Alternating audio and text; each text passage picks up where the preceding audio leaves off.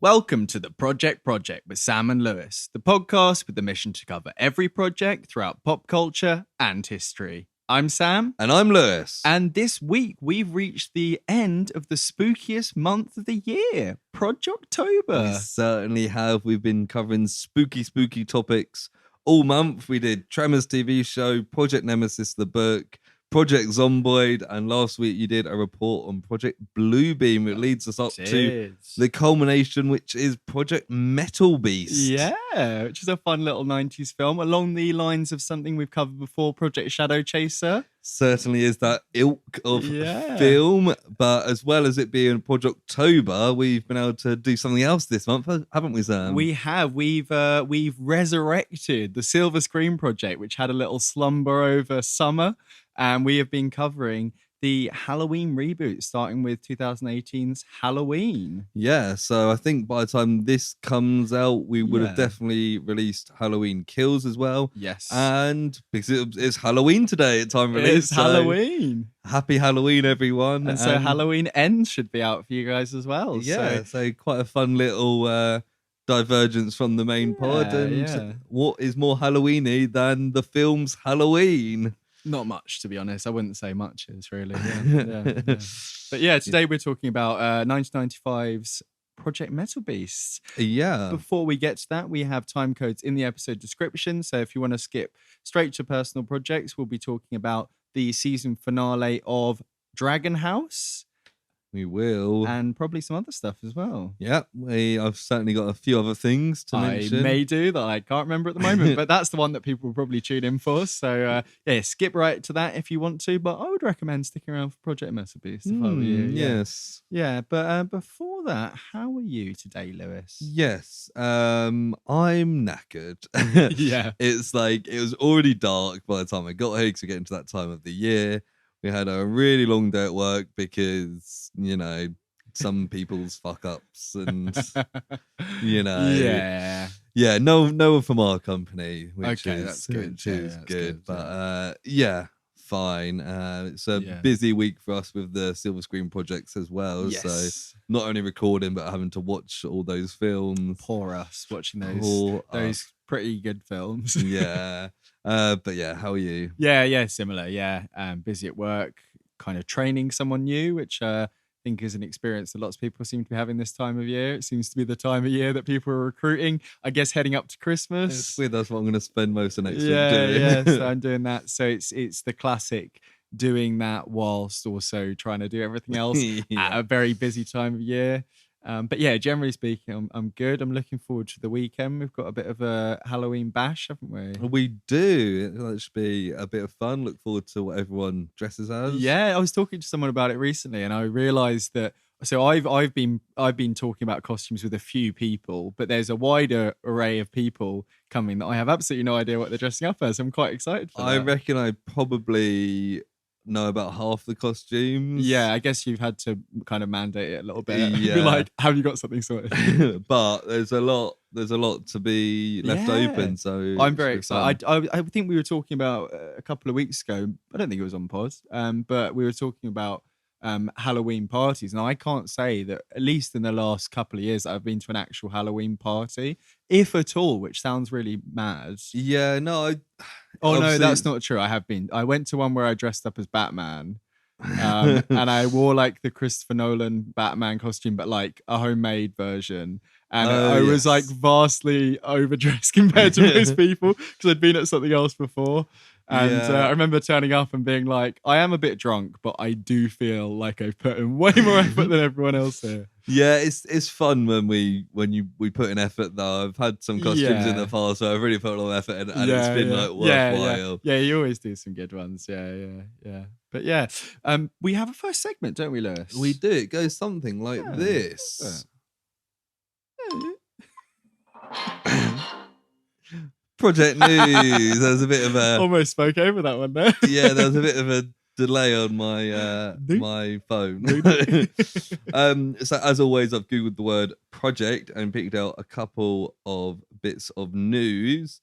The first two are from NME. Yes. The first one being Frightened Rabbit and Teen Canteen side project poster paints The cuts that are about to be made to the arts are quite worrying. Okay, I thought that was the name of their album. No, sorry. The cuts that are about to be made. I was like, bloody hell. I know Frightened Rabbit can be a little bit...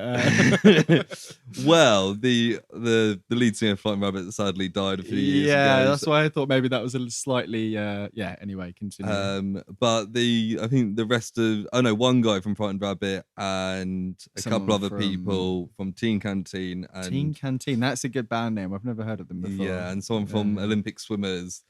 Basically putting out their debut album soon. Cool. I was always a big fan of Frightened Rabbit, so I'll be quite intrigued to see what that sounds like. Their debut album came out earlier this month, so I've just missed that. But yeah. Now you can never listen to it ever again. Oh no. But they've got some random collaborators on there, including the drummer from Chvrches. Oh, cool. Okay. Yeah. I think it's just a lot of people they know in the industry. But yeah, they Chvrches are Scottish. Frightened Rabbit was Scottish. Yeah, so I imagine there's a bit of a connection there. Yeah. But yeah, so that's that. Which leads us quite nicely into my other bit of project news, my second bit. Also from Enemy, which is New Chvrches and Sons and Daughters side project Protection. Fair. Share the Ravey, Still Love You. Okay. So this is Ian Cook from Chvrches, who's like the keyboardist and producer, does some of the backing vocals. And Scott Patterson from Sons and Daughters. I've got a new project which is a bit more on the dancey side, it seems, which makes sense given his contributions to Chvrches. Yeah, it makes a lot of sense. Oh, that's interesting. I've got to say, I know you're... Well, we both kind of got into Chvrches at around the same time, I'd imagine, around that first album. Yeah. We couldn't have got into them much earlier, to be honest. I know that I kind of fell off after that first album, but you've been pretty consistently... Yeah, I've always said Chvrches one of those bands when you hear a new album's coming out and you're like, oh, yeah, I think I'm a bit past Chvrches, but I'll check it out. And you're like, oh shit, this is still really good. That's still really fucking good. Oh, okay, good. So yeah, I'll be intrigued to see what this sounds like. I'll give it a bit of a listen. Cool. A couple of bits of musical ones, and I've got a third one. Wow, we're spoiled today. I know, and this may be in the wrong section of the podcast. It's from Vanity Fair. We better re-edit then, Lewis. You have to give me some edit points. Well, you'll have to judge. Okay. 1, 2, 3. Okay, so we can stick this at the end. Yeah. It is Now Is the Time, inside Selena Gomez's most personal project. Oh!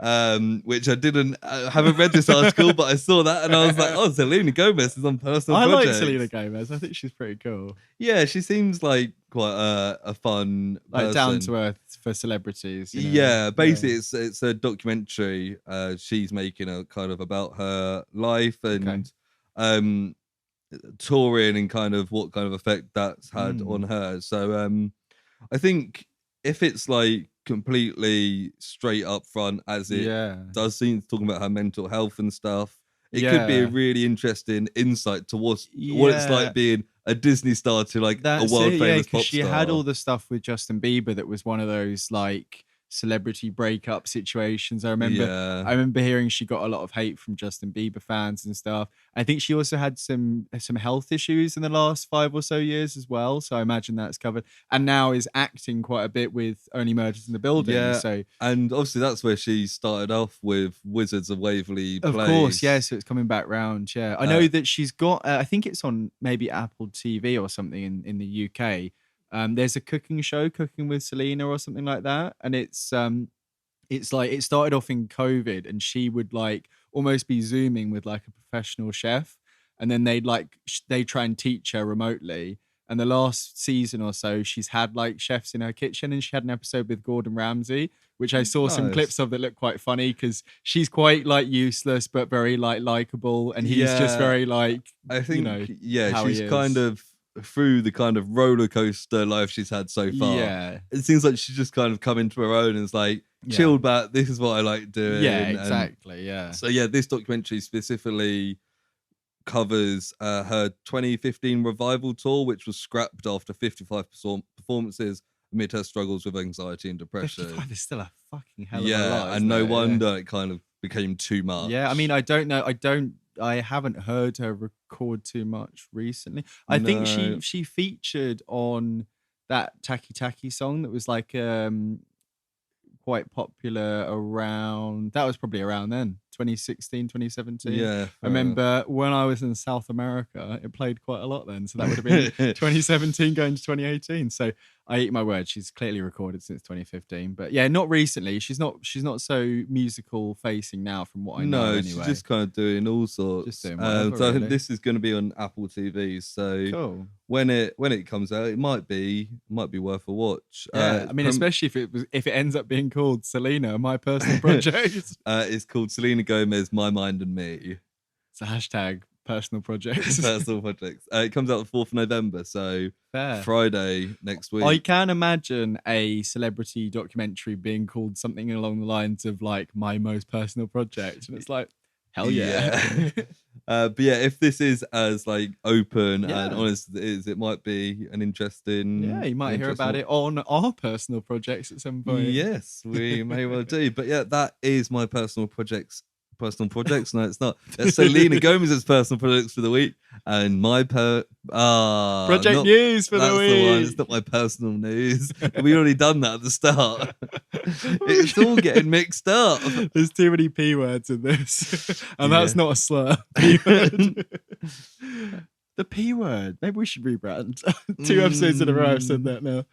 So should we get on with the main topic of the episode? Yes, 1995's Project Metalbeast. Yeah. So we'll start. Is it the Google description I usually do first? Yeah, that's it. We haven't done a film for a while, have we? Yeah, I know. Especially like with all the guests on, we've normally got another body in the studio. Projoctober is always so busy. Anyway, a bloodthirsty werewolf becomes nearly indestructible after a government scientist uses it to test a metal-based skin. Yeah, pretty much. Yeah, I mean, it takes a little while to get to that point, but yeah, I kind of went into this completely blind, and obviously the first scene, werewolf, and I was like, yeah, it's a werewolf film. Why is it called Metalbeast? Yeah, and even when it gets to the so-called Metal Beast, it's more of a werewolf. It's more of a not skinless, a hairless, hulking, predator-looking werewolf type thing. We'll talk about it as we go through. I think there are some fantastic practical effects in this, but I don't love all the choices. I'll say that up front. Okay. Yeah. So behind the camera, directing was Alessandra Di Gaetano, who doesn't have a Wikipedia page. I was going to say, I've not heard of that person. No, nor have I. So we'll move on from that. It's starring Barry Bostwick, right? Who people may remember from Rocky Horror. Who is he playing this? You know, the couple that turn up at the house and kind of who does he play in this? Oh, Barry Bostwick. He's the Colonel. The handsome, the like main villain guy. The villain guy. Yes. Yeah. So obviously he's quite a bit older. Yeah, that makes sense. You can kind of see it. When is Rocky Horror? 70s? 75, I think. Wow, it's earlier than I thought. So yeah, almost 20 years. I suppose later. It's a very 70s film, isn't it? If you think about it. It's me and Christina watched it early this year or last year. I forgot how just like all over the place that film is. I don't think I've actually ever watched it. It is worth watch, but I think I've got a DVD of it in that box I pointed to right there. But it is just like it's scene after scene. There's kind of no set plot line. It's just kind of a bit all over the place. Yeah, but it's good fun. I mean, it's the time of the year to watch it in a lot of ways, isn't it? It's a little bit spooky. Yeah. And we've also got Kane Hodder, who plays the Beast, but also plays the guy who turns into the Beast. Does he play the man as well as the Beast? Yes, and he's the werewolf both at the start and this, who people may know better as Jason Voorhees from the Friday the 13th films. Okay. So more of is stuntman more than anything else. So is he not the guy with the flat top at all? I think he is, but because that guy's quite small. Oh no, it's not him. No, it's not him. But it's anything in the Beast mode. Anything as the werewolf is him. Beast mode. He's got a lot of experience doing. Yeah. He was also worked on Daredevil to 2003 as kind of a stuntman. Okay, right, yeah. Cool. But yeah, his main thing is Jason, Friday the 13th. I was like, he's Jason in all of those hundreds of Friday the 13th films. Cool, yeah. So it's probably a good choice to play a metal beast in this. Or a hairy beast as well. Yeah. We've got Kim Delaney, who's one of the doctors. Yeah, I think she's called Anna, maybe. The one who looks like she's got a Courtney Cox vibe about her, like an early friend. I did get them mixed up. There are two women, but we'll talk about another one, I imagine, in a sec. But Kim Delaney was most famously in NYPD Blue in the 90s, which she won an Emmy for. Right. So Never seen it, but she felt like she had some kind of star power in this a little bit. She was kind of up front, and the other woman is Musetta Vanda, who people may know from Wild Wild West, Oh Brother Where Art Thou, Buffy, and Star Trek Voyager. I've read that before because just a couple of months ago we saw her in Project Shadow Chaser 3. We did, yes. I'm glad you got that down. She's like the main woman in Shadow Chaser 3. She is the Russian daughter of a Russian Rhea. space guy. So she joins the illustrious Project alumni. I think she's probably somewhere in the mid to second down tier in terms of appearances. Yeah, I think we don't have many over 2, really. Do I mean you have to be at least 2, but I think it's Clancy Brown and Jackie Chan off the top of my head. Yeah, because Jackie Chan's technically 3, even though he didn't voice himself in Jackie Chan Adventures. Yeah, and Clancy Brown has he was in. He was Laramie Project. He was in Jackie Chan. He does one of the voices, Jackie Chan Adventures. And he's in Zeta Project. He was the police chief. So obviously Clancy Brown best known for voice work. It's not surprising he turns up. And then Frank Zagarino's 3 as well because of all Shadow Chaser. But that is his 3 films. sequels. So but it's nice to see and somebody as well who's.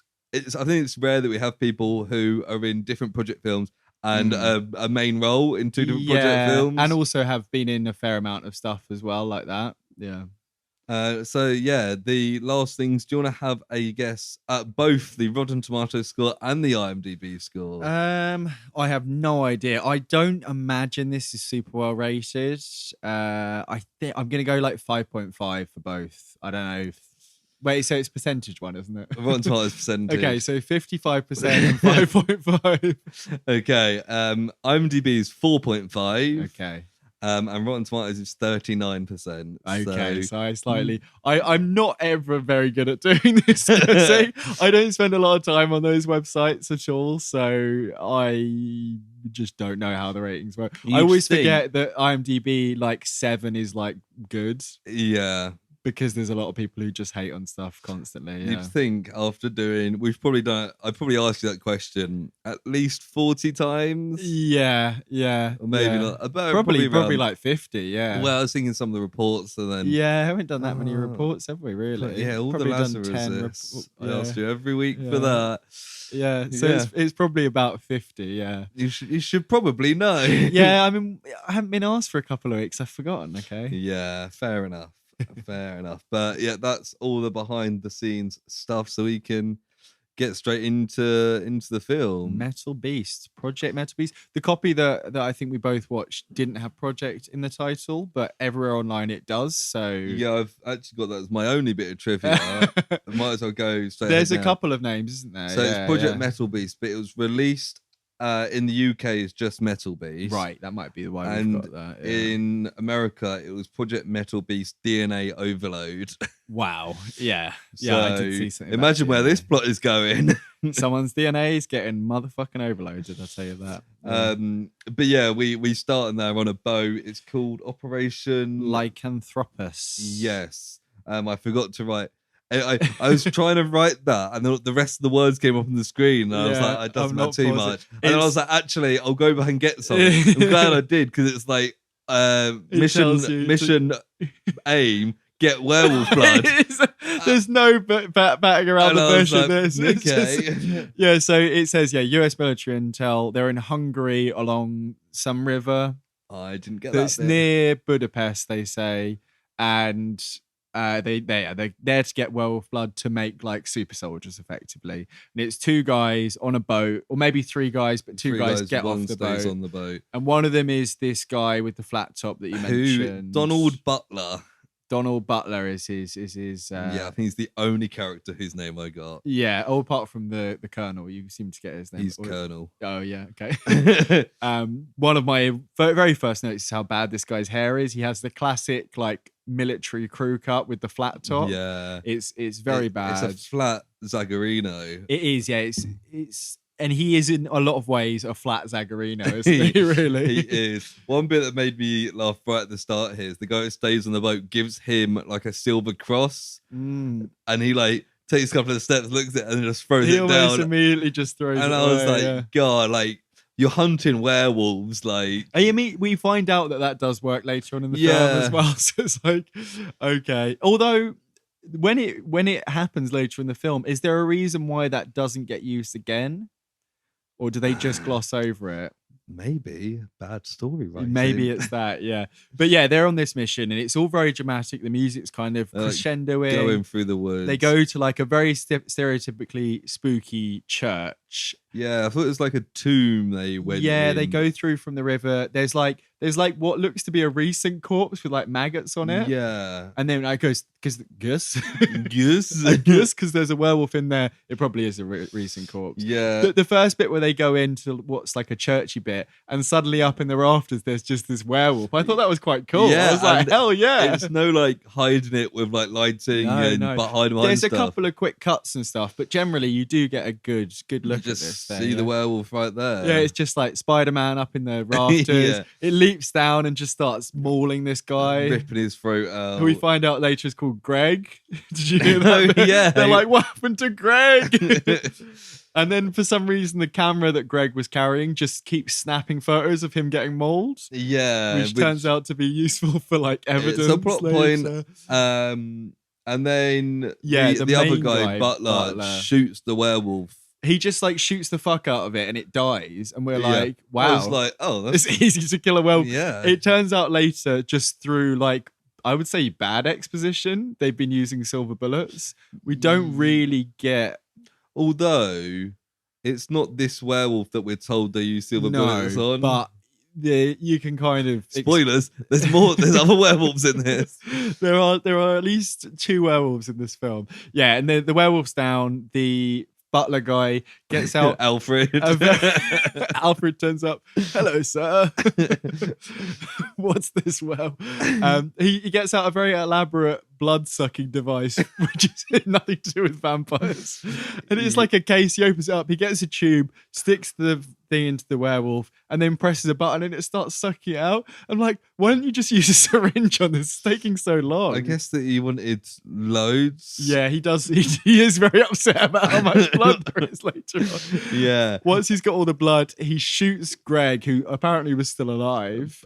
Like this kind of comes up later of like, I can't believe Greg died. Greg. But it's like he's literally bleeding out there, and he's in this woods. Like, he made the right call. Well, he's in a spooky Hungarian church in some woods, but yeah. Is the fact that there's church in Hungary relevant? Well, they keep talking about how he's in Hungary. I missed entirely that it was in Hungary. Oh, well, when they find the dirt later, they're like, there was some dirt. We found out it was from Hungary. Oh yeah, it's the Danube River. But they don't.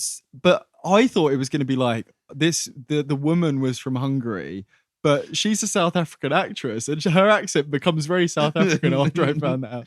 Anyway, it then cuts to the US Secret Operations Center. We find out we're in 1974 in this bit, don't we? And this guy Butler's like waiting to see the doctor because he's getting quite agitated. He's very agitated. We find out in this scene that he's apparently been looking for this blood for most of his life. Yeah. But also he's not trusted by anyone because of Greg's death. Yeah. They're like... Basically, it's him and his boss, which is the Colonel. So it's the Colonel and Butler, and they're waiting in a doctor's office. And the boss is like, I can't fucking believe you killed Greg, mate. And then he's like, where's the fucking doctor? The doctor comes in and she's like, there's an extra chromosome. Where did it come from? Yeah, she's like, there's an extra chromosome. It's clearly not human. I was watching it. Christina walked in at that point. She was like, humans cover an extra crime zone. And they're like, she was like, there's lots of speculation among the scientists about where it came from. And then he keeps being like, is the blood diseased? When can I have the blood back? And he sees how much is left and he's like, is that all that's left? She's like, the blood will like blow up a human body. I think he says, she says, your body will swell up, your blood will turn to pus, and it will be a horrifying death. And he keeps just shouting. He's like, where's the blood? He is like a proper dick. But also, he took a lot of blood. Like, it does seem like she's wasted a shit ton of this blood. It does, yeah. I mean, a blood sample is normally not massive, and they can normally find out, a couple of different things with that. Yeah. Yeah, he said, what the fuck has she been doing with this blood? She's just wiping her mouth. It may turn your blood into pus, but it tastes delicious. And then he's they leave. They're like, they tell her like, how long can you get the rest of the test? Yeah, to see if it's like, safe? it'll be a week. Yeah, and then as he's walking out with the colonel, he's like, fuck's sake, like, this is shit. And then we just cut to him just sneaking into the lab at night, don't we? Yeah, and like he takes it seems like he's like syringing it out. Yeah. But it turns out he took all of it, so he could have just taken the test tube. It's very silly. He could have like put some grape juice in or something instead. Which it probably was.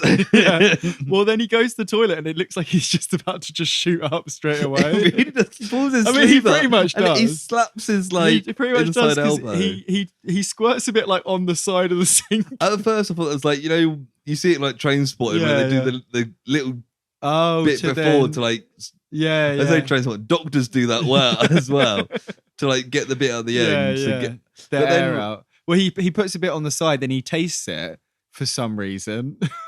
And he's like, tastes pretty good. And then he does shoot up with it. And the music's just going like, and for some reason, the mirror is already smashed. That would have been the perfect time for him to go like, rah, and smash the mirror. I think, right. They did a take. No, I thought that was like an artistic take to show him like split. They do have some shots of him looking at himself. It's like a Jekyll and Hyde situation. It's like the film Split. But it wouldn't. And he starts talking in a little boy's voice. Yeah. And an old woman.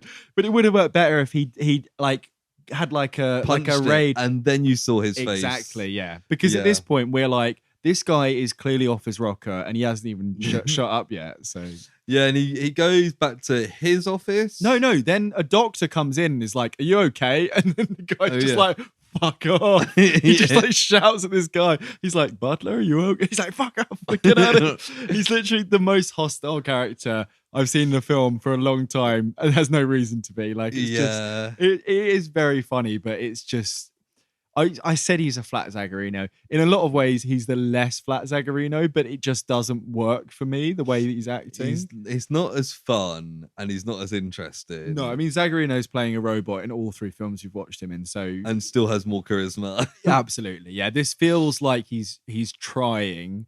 Yeah. The worst you could say about Zagarino in those films is it feels like he's trying a little bit too less, but I think that works for the kind of cool, calm charisma. I mean... Yeah, he then is just in like a room watching a slideshow. The way we talk about those films and Zagarino, like as if they're like some godlike thing. If people ever watch them based on our recommendations, they'd be like, "The fuck!" I would love to go back and watch some of those. I don't normally rewatch films unless I've got a good reason to, but yeah. Yeah, I think I would like to watch those again, especially the first two. The third one was a bit weird. Yeah, and we watched it fairly recently, didn't we? But we could always do a bonus episode at some point. Yeah, I was actually I was looking through episodes we've done this year, and there was only one film we watched between Shadow Chaser 2 and Shadow Chaser 3. Really? It was the Laramie Project. We were like, well, enough of that sad stuff. It's straight back to Shadow Chaser. You were very keen, I remember, in that episode to revisit. Yeah. I was thinking if we ever, it's not really the kind of thing we've ever talked about doing before. We don't really have the audience asking for it, but if we ever had enough people asking us to do a film commentary on something, I think at least the first two Shadow Chaser would be a solid contender for that. That might be a fun thing. I think that would be good. I think we'd need to have some some want for it in the community, because I mean, as much as I'd love to watch it with you, Lewis, and record ourselves, I don't want to do that if no one's gonna watch. You don't even have to watch along. I suppose it's just an hour and a half episode where we talk through the plot. Sounds familiar. But we'd be more talking about stuff that's happening on the screen. Yeah. And because it's Shadow Chaser, we could probably download the film and upload it to YouTube. Yeah, we probably could. There's probably a copy on YouTube. We might even get the attention of the Zagman himself. I see in the form of a cease and desist. Anyway, yeah, he's watching his slideshow. Isn't he's watching the slideshow of the pictures of the werewolf attacking Greg. I was going to say kill him, but we know the werewolf didn't kill Greg. And there's like a voiceover from some sort of file that's talking about, like, it says something about dog power. I mean, it's basically someone like, I zoned out a bit. It's someone being like, it's someone being like, military application, werewolves, and then someone goes dog power. I was like, okay. The boss comes in, doesn't he? Yeah, he like confronted him, and he's like, Butler's like, he's like, oh, you took the blood. Why'd you take the blood? And he was like, well, I put it in me. Now we've got loads of blood. And I was like, I'm not sure that's how it works. What that means is the bit of blood you had is now very so diluted. It's useless. Well, he points at his arm, and it's like he's got all like the classic veins where you're turning into like a monster. Yeah. And he heard a conversation from another room, and he's like, he said they were taking the piss out of his trip to Budapest. Yeah, and he's like really pissed off. And yeah, he does the classic thing where it's like, I can hear you're scared, your heartbeat's getting really fast and all that. And the Colonel's like, you know what? I think I'm going to terminate this project. I think before that, he's like, it takes more than that to scare me. And he's like, you could have fooled me. Yeah, and then he's like, we're going to terminate it. And then does he just walk out and leave him there? Yeah. Yeah. And then Butler, like, he hears and smells the doctor who he was having a go at before. She drops something and it cuts her hands. Yeah. And then he goes and attacks her. But when he's walking really weirdly. First of all. It's not what I was going to say. And I don't know what, it's not like a monster walk, and it's not like a tough man walk. It's just kind of, it's like, you know, when you're at school and that weird kid comes in and is like, hey guys, I'm trying out a new walk today, and does that. You're like, what the fuck are you doing? I feel like a former guest of this podcast has tried a new walk before. David. Yes, definitely David. David's definitely tried a new walk. He's routinely trying. I feel like he's done a new laugh a few times, but I think that's more from being self-conscious about the laugh than wanting to try. David's got a very nice laugh. You shouldn't be upset about that. But no, they and a nice walk. I can't picture it, to be honest. No, well, first of all, look, on the topic of walks. No, when we see some POV from the monster later, it seems like it's drunk. It's like it's all over the place, and then every time we see it, it's just like running around. So I really there's that camera. I was like, that seems like I've seen that view before. I'm not a werewolf, I don't think. The part where he says, "You'll never." Oh no. So he says, I'm going to terminate the project. And then Butler's like, you'll never terminate this project. And I'm like, I feel like that's something that we could use for something. And I've noted down when that was, so that you may hear that clip at the end of the episode. Nice. But yeah, when he's walking along, you can hear loads of noises from rooms. Yeah. And I'm pretty sure one of them is people having sex. Yes, it is. Did you think that? Yeah. Yes. Because it sounds bad, but I kept having to go back to that bit. Because my stream... You've also got that bit noted, so you can take that clip. I mean, it may have been at 1 hour and 30. No. But no, because my stream kept freezing and I kept having to go back. Oh, yeah. I've managed to get on this nice little 10-second leap. It was fantastic. But yeah, he gets to the doctor's and office. Like he's not werewolf. And like he's being he's like, not a werewolf. He's getting like aggressive, but it seems less like animalistic and more like rapey. Yeah, it's very that because he kind of like lurches at her and then like very Dracula kind of on the neck vibes. Yeah. And then it cuts to her like walking getting away. back up. Her clothes are ripped as if something like assault wise has happened, and she's bleeding, and he's nowhere to be seen, and it's kind of like, what was like? Why did he? What just happened? Like, surely she should have been killed at that point. I guess he's not a werewolf yet, so he doesn't kill people. Yeah, It's a little bit silly. Kind of walked off. Yeah. But then he's a werewolf. Oh yeah, the another doctor comes up and is like, "Are you okay?" And then they're like, "We need to go find Butler." And they go back to the slideshow room, which seems to be maybe his office. I think it's his office. And yeah, then he's a werewolf, and he looks very similar to the werewolf we saw at the start. Yeah. So it's a practical suit. We kind of mentioned it before. It looks like the kind of thing you'd see on like a Buffy the Vampire or something, which is similar. But I think generally, like, it looks like a costume, but it looks good. It looks like a good costume, yeah. And then he attacks the doctor that walked in on him, and then maybe attacks someone else, and then he kills one of them. And then is it like a security guy, or is it the colonel that comes in? Someone comes in with a gun. I don't know. Someone runs in and just shoots the fucking shit out of this guy. Oh, it is the colonel. It is the colonel. He's got the silver bullets. Right. So yeah, this is the silver bullet thing, which makes me assume the original one was too. Yeah, because they're constantly at this point. They're constantly like, werewolves are so good. It's like the fucking lizard from Amazing Spider-Man. I love werewolves. Everyone should be a werewolf. But you shoot them 4 times and they're dead. They're not that fucking good. Yeah. Like, it's very silly. And this bit made me laugh because previously he was like, "I'm going to terminate the project," the colonel. And then here at this point he goes, "The project's on hold." It's like, so you've seen this guy turn into a werewolf and kill a couple of people, and that makes you less want to end it. I guess that's why. It's like, now it works kind of thing. And yeah, we get this bit wrapped up, and they're like, he's in a back to tank. They're like, freeze the bodies, but yeah, it's back to tank. He's like naked. I feel like we see full dick, but I can't really remember. No, it's like, is it like a weird like murky waters? You can't really see it. I was kind of like, whoa, there's a naked guy there.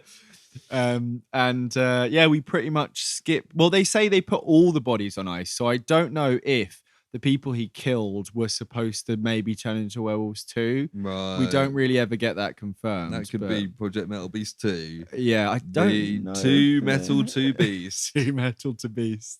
Then we skip ahead, don't we, to 1994. Yeah, and then the new Operation Center, because they've moved for very important plot reasons. Why would they have moved? They had to move all those bodies with them, as it turns out. Yeah. Because they're in the basement. Spoiler alert.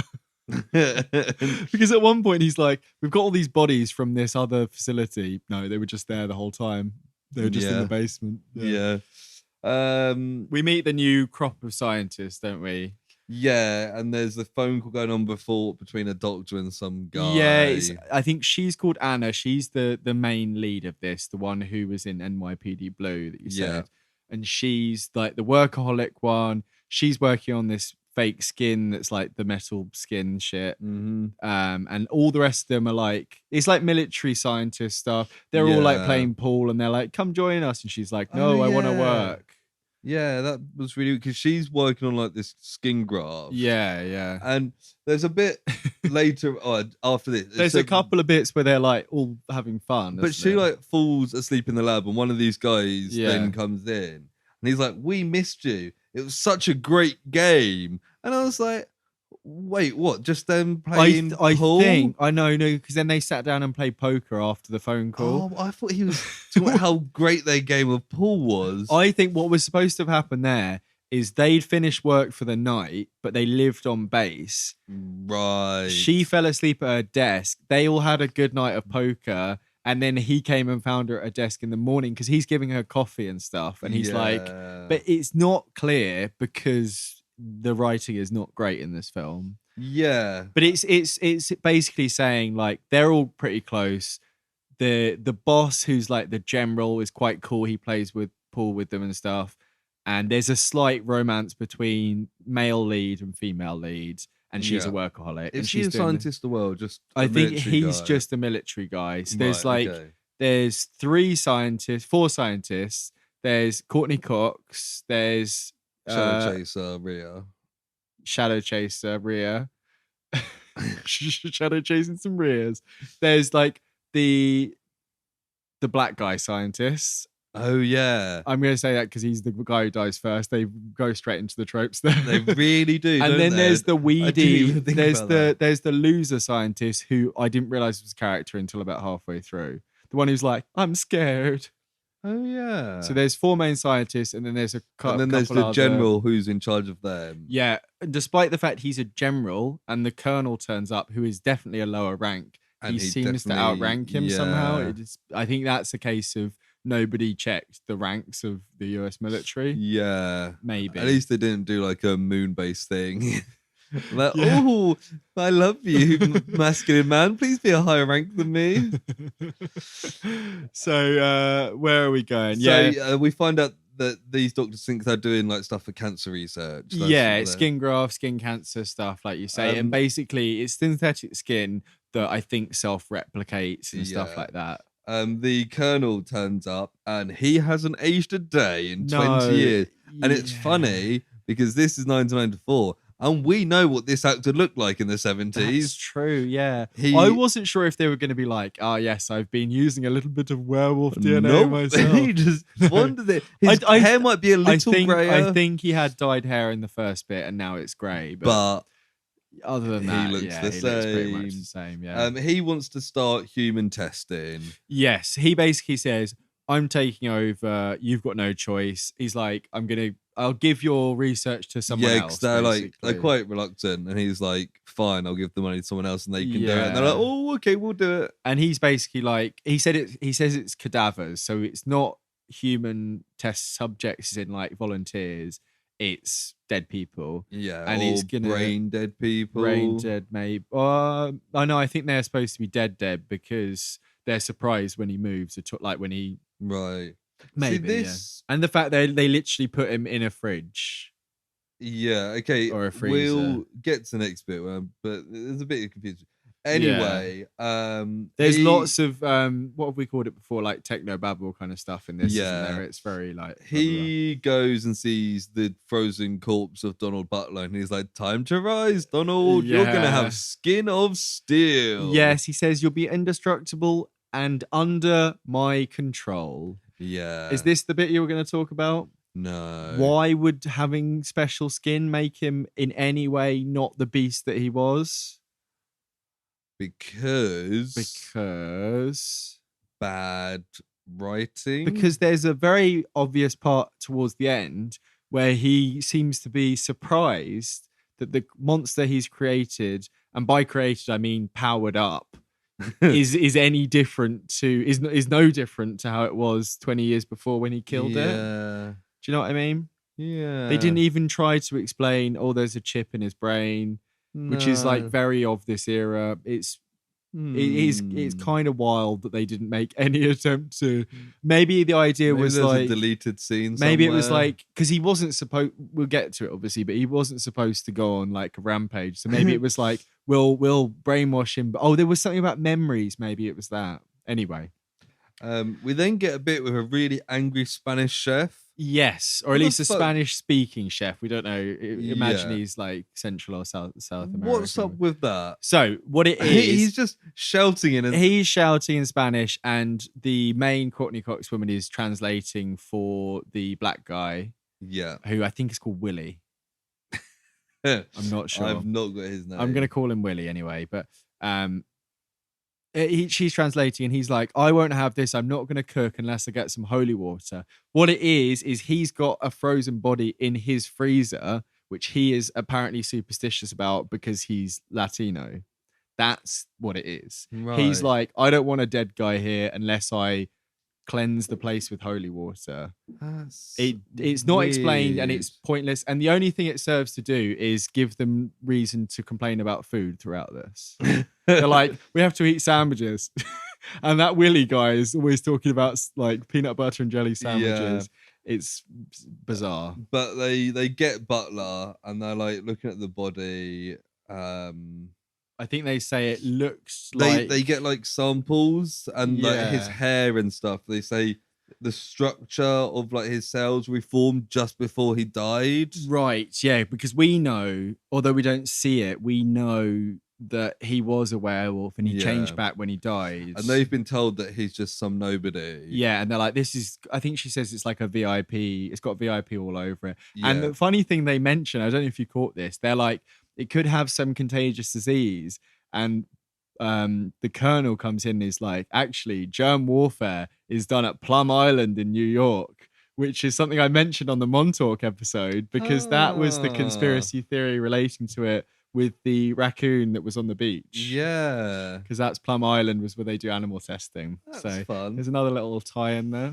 But yeah, the Courtney Cox she's like, her and Rhea are like, we're going to find out who he was and take like his fingerprints. Yes, she's like, if Rhea says, if you get his fingerprints, I can put it in a database. Because she's like the hacker one, isn't she, basically? Yeah. They can combine that with the Hungary location. Hungry caterpillar. The Hungry Caterpillar, yeah. They can find out who he is.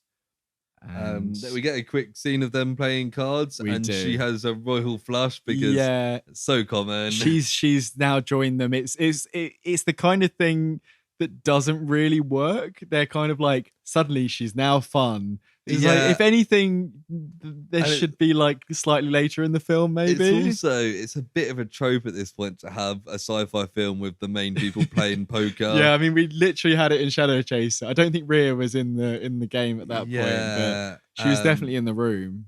Yeah, Shadow Chaser 3 had that. Obviously, Alien had it, and that's where a lot of it comes, because it's a good way of showing the characters of people and being like, this guy's a bit suspicious, this guy's a cheat, this guy's all that sort of thing. And it's showing this kind of family thing, but they use it in a kind of ineffective way in this film, to be honest. So they're doing surgery on Butler. Yeah. And they've taken a bit of skin tissue off. And Alfred's like, no, sir, what are you doing? And they put this new skin that she's been playing with on. Yeah. This is the bit I don't really get. Right.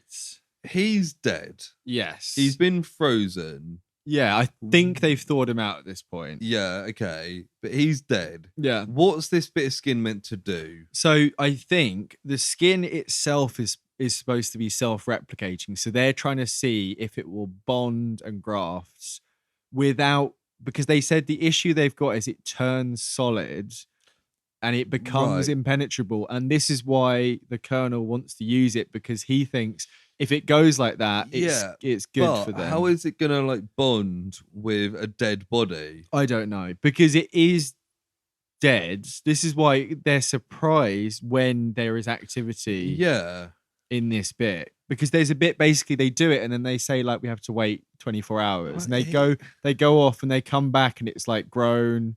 And they can sense, I don't know if it's a heartbeat, but there's something going on, and this guy is kind of coming back to life. Basically, it doesn't make any sense. They try and explain a fair bit of this science stuff, but they don't explain that as far as I know. It's just okay. I'm glad it wasn't just me. I thought I'd missed something. I mean, you said earlier you were kind of in and out. I was a little bit in certain parts of this, and this part was definitely one of those bits. So, but something significant happen here, in which they find bullet wounds on his chest. Yes. So they decide to take the bullets out. I think it's partly that. It seems a little bit Wolverine style, where it seems like they're kind of popping out a little bit on their own. But see, my take from this, when they take them out, it starts him to come right, because he says when he first 20 years ago, he says, "I'm going to be immortal." So I think werewolves are immortal unless they kill. So the silver has to stay inside them. Yeah. So I think as soon as they take the silver bullets out,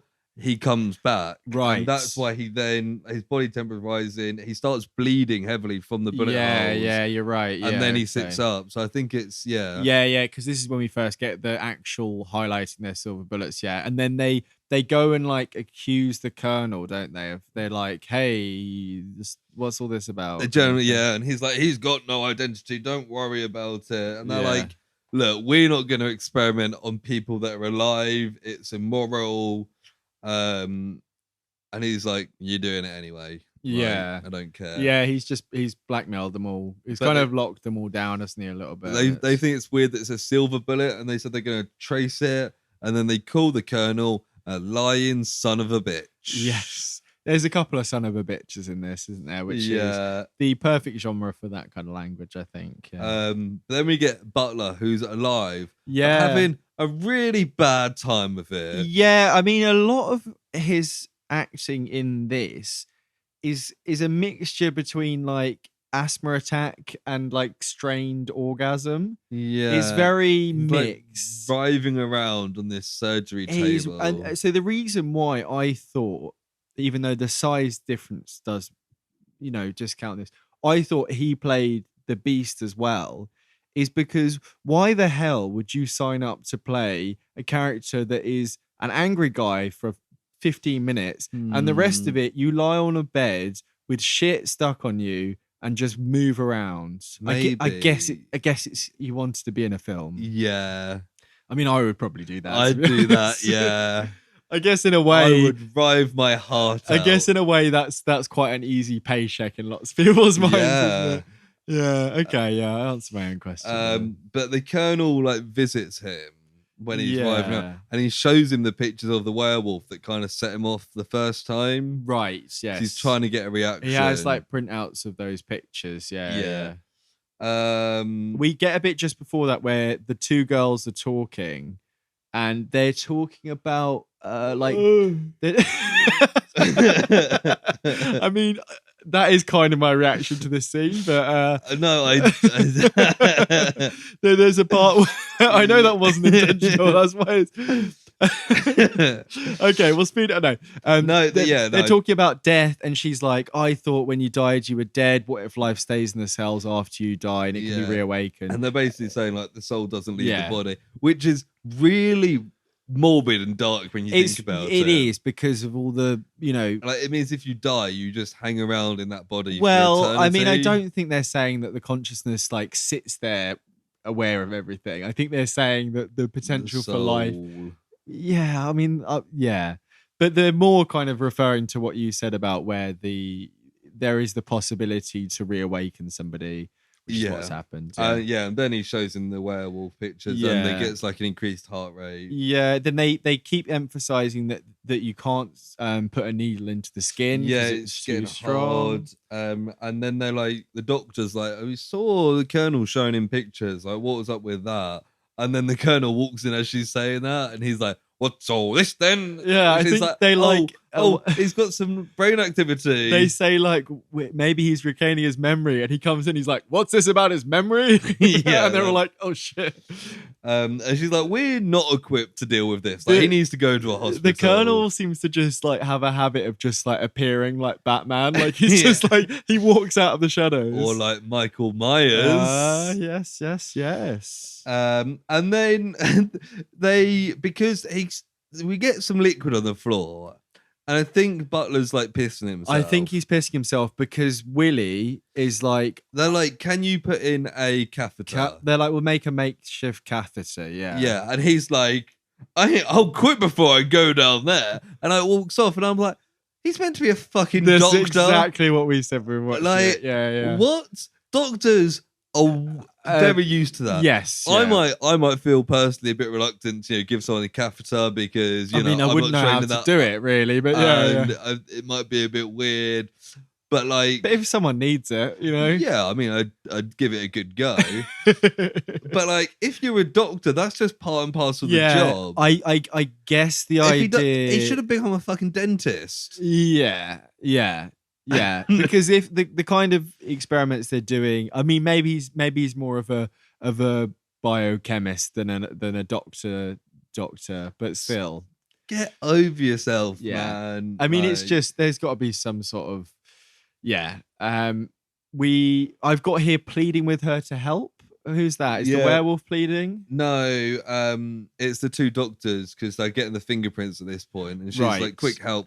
There's some gay vibes between these two women for sure. Like, I think the way that I read it is, Rhea maybe fancies Courtney Cox a bit, and Courtney Cox is kind of playing on that to get her to do the hacking because she's right in her face and she's like, "I really want you to do this. Come on, please do it for me," like that. And I don't know about you, but I thought Rhea was the more attractive of the two. I mean, I think they both got their they've done the classic thing that I hate in films where both the women are just so hot. No, where two, I hate it when the women are hot. where two leads have a similar look about them, and they aren't as similar as some films, but the fact they're both like pale women with dark hair means that at a glance, especially with some of the action scenes, I was a little bit confused towards the film that always stands out to me is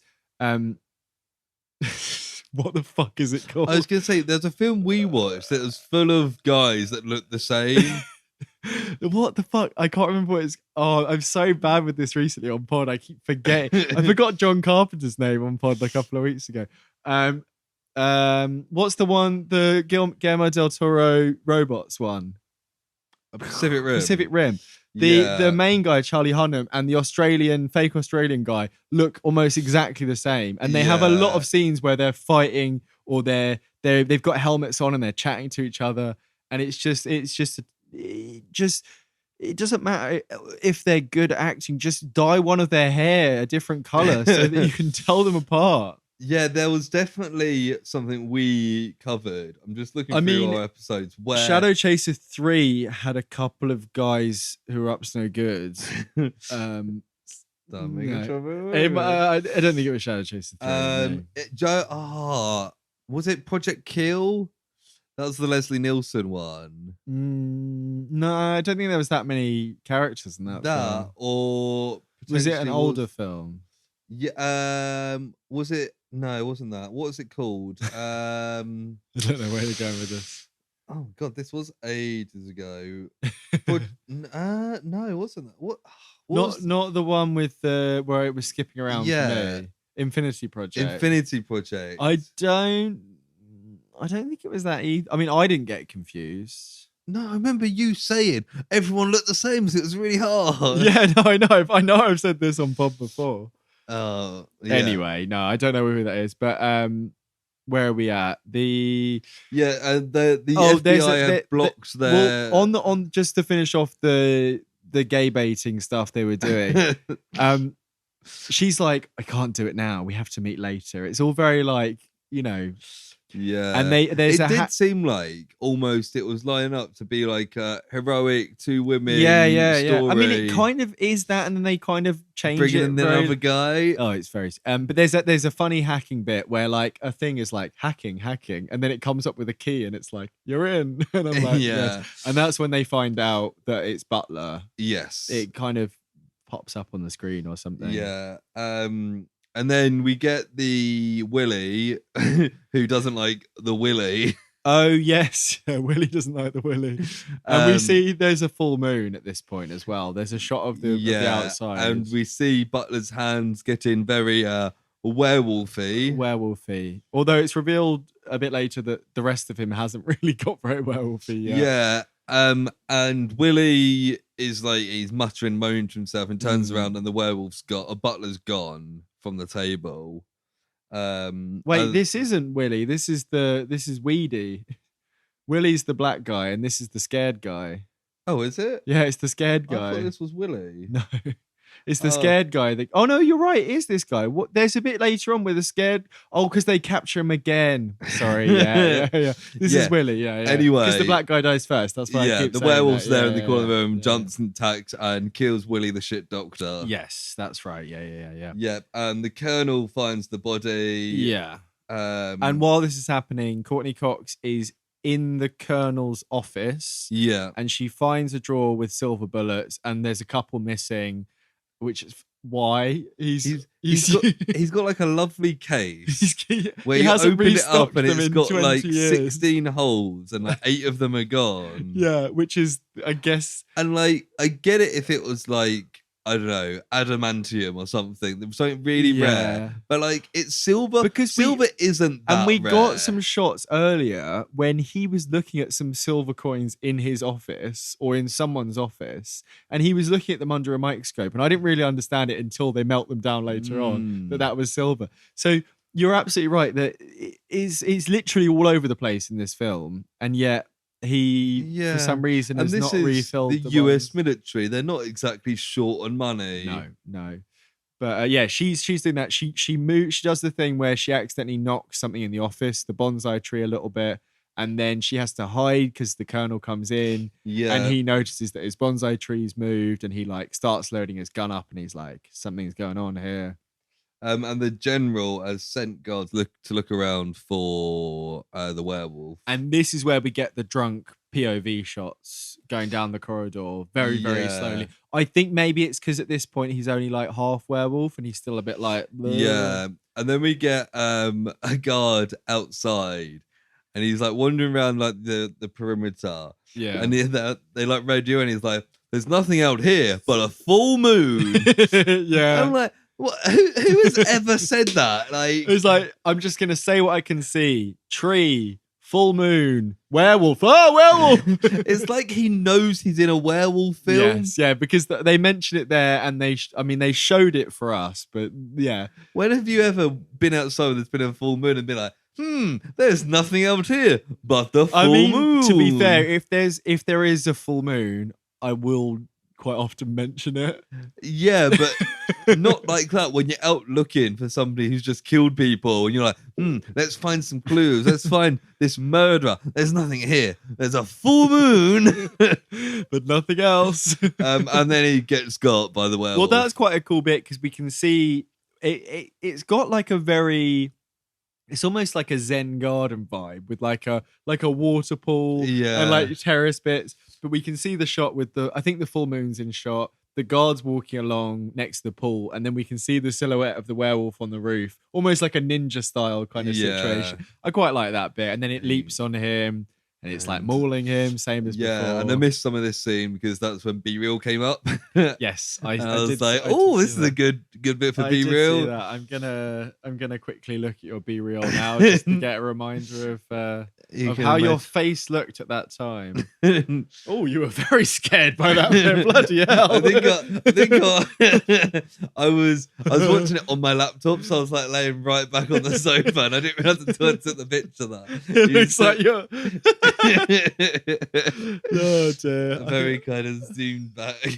55 seconds late as well. Terrible. Well, I had to get a good shot of the werewolf. Yeah. And you can also see that it says Military Institute of something in the background. So making it very clear that it's anyway, the rest of the people then find this like mutilated body. Yes, and they make a plan to search the facility. And for some reason, they draw the map to the facility on a chalkboard as if they didn't have a map to their own facility anywhere. Someone's taken the time to draw a very, very detailed floor plan on a chalkboard. Unless someone had done that for fun already, and they're just like, we'll just use this now. It screams to me they forgot to make a prop map and they were like, fuck, what do we do? Or they thought this is a good like shot of chalk on board. Yes, I mean, it's only because I'm thinking critically because we're doing this podcast. What was it about that plan that that tickled you then? Because you seem to laugh at something else there. It was the bit where the general's like giving out instructions and he's like, it seems very genuine, like, right, you go down here, you go down here, you go round there. And the colonel is like, right, can you sweep down there, then meet us here? And the colonel just like looks blankly and then just like, no, and walks off, and you're like, okay. Yeah. But yeah, after they find the mutilated body, I think that happens after the chalkboard I think bit. that might be it. But the werewolf appears, and and what weapons do they have? Do they have the silver gun? Do they have a normal gun? Do they have a laser or a taser? Gun? No, they've got a fire extinguisher. For some reason, this knocks out the werewolf. It works. I think it was supposed to be something that's not that. You're looking for a fire extinguisher? No, I thought I was wondering where the breeze was coming from. I don't know either. I just get a bit of a chill. Maybe it's the scary werewolf. Weird. Someone's walked over your werewolf grave. But yeah, then they call him a zombie, and we do see him, and he does look much more kind of freakish than normal. He's like half werewolf, isn't he? Like literally like two-faced werewolf kind of thing. But they're trying to like get into him again, and the skin's they've still got him too down hard. on the gurney again, and they're like, hey, and then they decide to use electric shocks for some reason. Yeah, one of them, I think it's after this, they're like, we've got to go find Larry. Larry, not and Willie. I was like, who the fuck is Larry? I think Larry was the guy who died. The black guy? Yeah, I think Larry was him. Oh, okay. Because I thought he was called Will, unless Larry is the loser guy. But I was like, who the fuck is Larry? That makes sense. And then, okay, you might have to explain the context of this note I've written here. Okay. Pulls arm off corpse, nearly throws up. Right. So what happens? So they for some reason decide. I think there's a whole thing. This is before that bit, but it's just to get to where we're going. I think they realize that the skin reacts to electricity, so they have to electrocute the body to be able to get into it. So they're like shocking the body while it's like there. Like, Butler's body. Butler's body. Yeah. And then Courtney Cox is like, I want to go see, what's he called? Larry's body. And then the loser guy comes with her and is like, I've got to go with you because I want to go with you, whatever. And she then gets to where the body is, like in the morgue or whatever, in the freezer. And he's like, I'm going to wait outside. Yes. And then there's like quite a touching moment where she's like holding his hand.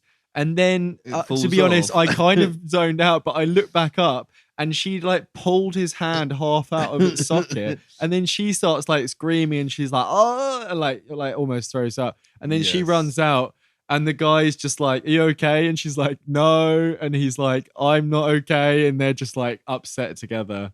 And then they make a plan to get all the silver. Yeah, they're like, we need to kill this werewolf. Yeah. Yeah. So that we heard a noise. There was a noise outside. And we're worried about werewolves, basically. Yeah. What's happening next? Yeah, so they make a plan to get all the silver and they get the coins and there's a montage of melting stuff down. Okay. That's what I meant. There was I coins. didn't get that scene. I thought the guy was just stealing loads of shit because he was like, this is the end of days. Let's get out of here. Think the general, the one that they're friends with, had a collection of silver coins and they melt them down amongst other things. And we don't really know what they're making, but the handsome-ish lead guy, who we barely see any of in this film, he's making, I think, 3 big like bullets, which turn out to be like rockets. They're like grenade launcher rockets, but they're like grenade launchers. Hey, fucking hell! the 2022 Projoctober special. Oh, wow! I mean, if it, we'll take that. We'll take that. Yeah. If you want to know what that connection is, you'll have to listen back to the previous 4 episodes. Sure. And pick up them yourself because they're very, very, very, very sporadic references there. But anyway, we find out a bit more about that later. But the Courtney Cox breaks into the Colonel's office and finds the images of the werewolf. Oh, really? Okay, yeah. The werewolf attack, and she's like, and she starts putting 2 and 2 together. Finally, come on, Courtney. Yeah. Anyway, Butler's pulse is going up again. He sits up and attacks another doctor. Yes. He's back. This is the loser guy. He's like trying to inject him with something. Right. Well, I think while he's being shocked, he can like get in or something like that. Okay. He drops like the needle and then he goes down to get it. And when he gets up, the werewolf's gone. He's like, oh no, he turns around, the werewolf's there. And now this is when it's in its kind of full form. It's kind of like scaly, kind of like a lizardy because werewolf. Of like this skin graft stuff. It looks like it's burnt itself. Yes, and it's got like the what are they called? Like blistery kind of things. Yeah, so it's kind of patchy. It's kind of scaly. I forgot the word for blisters. Why have I got down written wife boy? Oh, wide boy. We see him later on. He's very, very wide, very, very wide werewolf, like muscular. But kind of like in a slightly comical way, almost looks a bit like a cartoon he's like character. a triangle. He looks like Johnny Bravo. Yeah. He's got red eyes. He's not really metallic at all. I was kind of hoping for more of like a cyborg werewolf. No, he's not metal. Well, the yellow is supposed to be metal. Not. It's like he goes to attack Courtney Cox or Rhea. Well, first of all, he like smashes. He does the Michael Myers and he grabs the guy's head and he starts smashing it into everything. We see that there's a lot of off-screen deaths in this. Is the only thing one of the things I would. I was going to say the only thing I would criticize. It's one of the things I'd criticize. Then he's in the lift for some reason, and the lift door's open. Courtney Cox is there. She screams. The crucifix pops out. Yeah, and he kind of hesitates. He's like, I think he goes back in the lift. She shuts the door. Yeah, and you see him like bang on the door, but it's done. And they're like, right, we need to lock down this base. Yeah. And I think Rhea's like, oh no, but we'll be stuck in here. And they're like, it's better for us to be stuck in here with the werewolf than the werewolf to get out. She's like, well, I don't agree with that. But yeah. The Colonel has a conversation with the General. They find a body. Right. I think it's Weedy Willie, yeah. And I had to rewind this bit, right? So what happens? Like the General's like looking at the body, and he doesn't really say anything. And then the Colonel's like, he says, he's basically like, you can't leave. Yeah, and out of nowhere, he like turns and points the gun at the General. Yeah, he's basically. I think I rewound that. I was like, wait, I've missed something here. I think the idea is that he just suddenly turned on him because everything's going wrong, and he's like, you know too much. But even like within that scene, it seems like out of context because then he shoots the General in both of his legs or his knees. Yeah, and then I thought he was gonna like. Yeah, and then he walks off and he's basically like, stay here kind of thing. Yeah, he leads him to the werewolf. And then this is when he goes, you son of a bitch, to him as well. Then Metalbeast arrives and we see it again for the full kind of time. Yeah. And I think this is where it kind of grabs the guy by like the eye face kind of thing and like lifts him up. Yeah. There's quite a lot of like lifts him up like up in the air.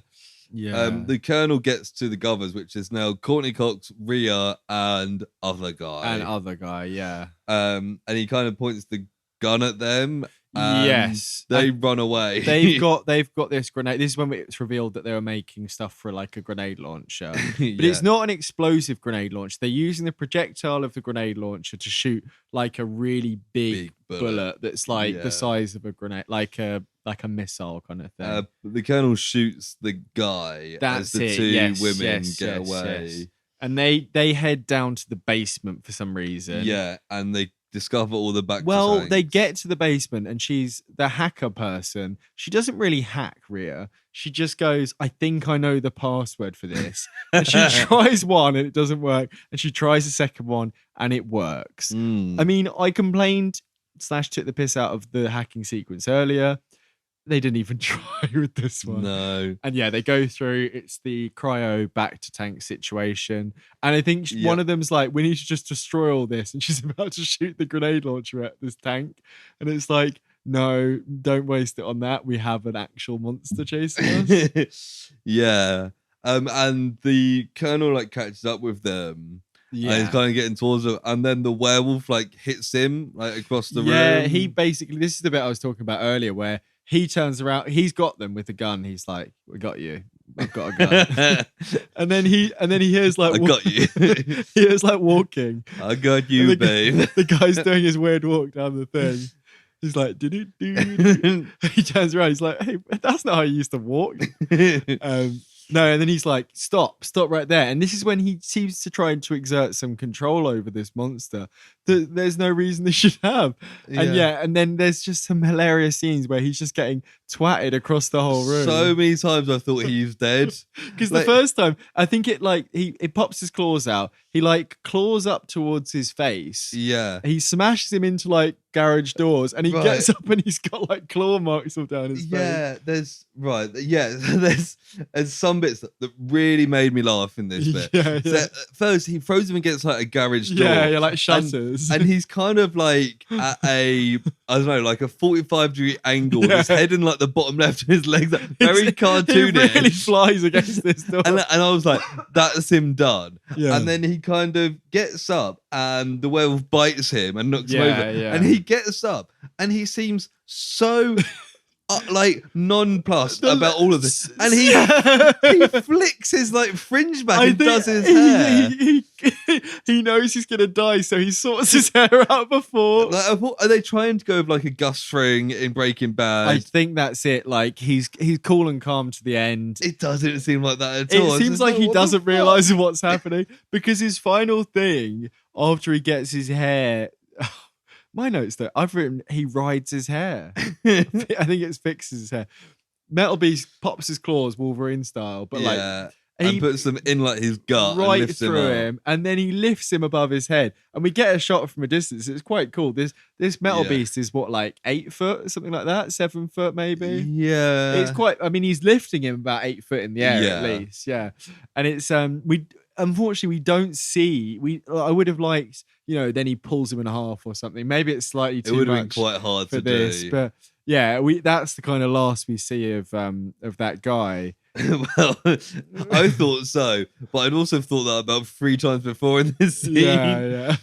But yeah, he like corners the women. Yes. But then the other guys turned up with the no. Before that, no, the hacker Rhea is cornered by Metalbeast, and then Anna Courtney Cox shows up. She shoots one of the things, and it hits the wall, explodes, and knocks them all over. And then she's been impaled through the foot, Courtney Cox, by like an iron bar. Yes. And then she spends ages, literally about 5 minutes of screen time, pulling it out and then tying a bandage around it. Yeah. And I think it's like now she can only limp kind of thing. But it's spent a little bit too much time. The werewolf gets back up and there's a little bit of like a chase scene. You say a little bit. This felt like about 10 minutes, to be honest. It reminded me of the shadow chaser chase in the first one, where it's just random scenes cut together. But that felt fun because of how jank it was. This felt kind of well edited in that it followed a thing. It was just too long and nothing happened. Yeah. It was the classic like utility corridor you see in like American films about facilities or shopping malls or underneath a stadium, or it's that concrete corridor that goes on for ages with metal beams, and they're just running down this, and she's running, she's got a limp, and it just takes a long time, and she gets confronted and she remembers the electricity thing, so she does the shadow chaser move, she throws a loose cable at a grate on the floor, it gets electrocuted for like 0.5 seconds and then just kicks it away. But then the rocket launcher gets shot again, the grenade launcher, and it doesn't explode or anything. This is what I mean. I don't really know, because the first one exploded. The first one exploded. Maybe this one, it basically impales through like the thigh or the leg. Yeah. And it's quite visceral and it looks quite cool. And it was this Rhea that shot him this time.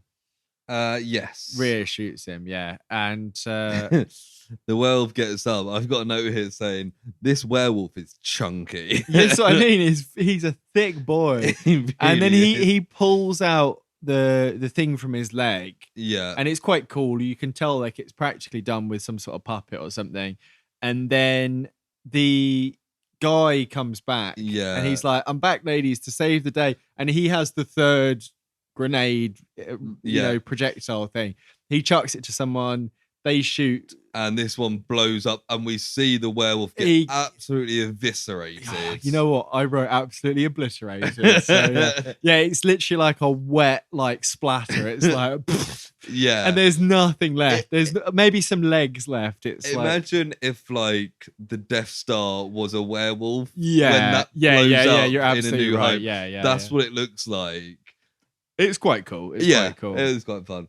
And then they all cough loads for way too long, and then we see them like emerging, and there's just smoke billowing out from, and they're just like, and they walk out the building, and the guy kind of leans up against the wall, so the two women like carry him, and I was like, and they keep saying like, "Thank you, I'm so glad you showed up," and it's like, yes, he did provide the last thing, but you did most of the work. Yes, and they just give him all the credit. And they're both just like fawning over him, and I was just like, Yeah, and he has some of the bioskin on him from the explosion. Yeah, and it's a bit like, oh, it's still and we then see another bit of skin like fall to the floor. She chucks it on the floor, and I think we the see final shot of the film is it's kind of Venom style moving around, and then we get some kind of intense. I thought it was kind of like 9 Inch Nails style music, but I might be kind of wrong. It was that kind of like 90s electronic grungy. Yeah. Do you know what I mean? Like, I don't listen to a lot of 9 Inch Nails, but that was the band that came to mind from like a distant It's memory. kind of like, it's not the same genre, but it had the same feel as Rage Against the Machine being the credits music for the Matrix. Yeah. Totally, that kind of like doing it. Yeah. But we don't get any extra stuff in credits as far as I saw. I turned it off when the credits turned. I was like, oh no, I didn't, because so the version that we both watched from Matey down the road, horrible body odor, Max. That's it. He provided us with a copy that had both Portuguese and English audio. When I first started watching it, it had the Portuguese audio and it read out the subtitles of the mission. It took me about 45 minutes to watch the right one. Really? You didn't watch the first 45 minutes in the wrong language? No. It took about 45 to minutes. figure out how to change it. It automatically started playing again for me while I was hanging washing up. So I watched the first 15 minutes again in Portuguese. And it was very similar. Yeah. But we don't get much else. But what did you think of it? That's Metalbeast. It's a weird one, isn't it? It's a bit shit, to be honest. I thought the werewolf looked good. Yeah. And like the action stuff was quite. Yeah. But it was similar to Shadow Chaser in the action. I think some of the action was. No, it wasn't. I was going to say some of the action was better. I think there was definitely potential with this, and they just missed it being. I think the characters were boring and poorly written. I think if they'd done more Beast stuff, or just made it a werewolf film and forgotten some of the other stuff. That's the other thing. Like if it was just werewolf or just like a Frankenstein-esque thing, like steel skin. I think the middle is severely lacking because there's no werewolf in it. There's nothing of interest really in there. What's this? Sorry, I had a notification on my phone. What's this? It's just I got a bit bored in the middle, like you described. And then kind of as it got to the climax, it didn't quite hook me back into it because I was like, this is a bit dumb. I think it had enough like silly Shadow Chaser-ish stuff to keep me from being like, this is shit completely, personally. I think I was a bit done with it. You're a bit on the other side. Yeah. No, fair enough. I mean, I think you criticized some of the leads and stuff. Like totally. I didn't feel any of them as characters really. I think I don't think it was even necessarily the actors. I think it was the writing that's and what the I mean, dialogue. Yeah, I think in a way that's what I'm thinking. Like some of the performances are probably better than some of those other films we've spoken about. Yeah. But there's no character arcs for anyone in this film. And like the bit where she decides to play poker with them halfway through is her character arc. Yeah, and the guy turning up at the end, I guess, is him. Yeah, but he was kind of always that character. Yeah, he was. I think he was in literally 3 scenes, and 2 of them were 4, and 2 of them were the poker scenes. So it's poker, going on the plan and dying. And then turning up at the end. Oh no, there's the bit where he turns up in the morning with the coffee. I count that as the poker scene. Okay, still. yeah. But I did like it. I don't really know where I'm gonna go with a rating, but I'm going to give it a 4. You're gonna give it a 4? That's interesting because I was thinking probably a 5. Yeah, that's fair. Did we have any trivia? No, my trivia was the name of the film. There was nothing on IMDb. Oh, is there not? I'm just literally looking at. Yeah, no, there was Nada. Nout. Yeah. Nothing. Oh, you know what? Look, goofs. It says here about military hierarchy would never allow a colonel to take operational authority away from a high-ranking officer like Hammond. So we already got that one there. Yeah, that was dumb. There's a review here. What did they rate it? Oh, it's not a rating. I thought reviews had to be ratings. Terrible. But yeah, I think it was. I was gonna say it was fine, but it wasn't. It was below average. Yeah. Oh yeah. For the effects that cool. It was. Seeing a werewolf I had higher hopes for this, and part of that is because I originally found this copy of this film, I think, exactly a year ago today, and it was an off-cutting from last year's Projoctober. So it was in the back of my mind, and I was aware of the fact that I'd kind of put this forward. But you know, I don't take it personally at all. No, I had high hopes, especially after the letdown of Shadow Chaser 3. I was really hoping this was going to be, a new classic. But alas, it had that potential, but it was missing Frank Zagarino. It was. If he was the Colonel in this, oh god, yeah. That would have Colonel Shadow Chaser versus the Metalbeast. There we go. Oh, there we go. That's the sequel for you there. Yeah. But if that's all you've got, that's all I've got. It means it's time for Personal Projects.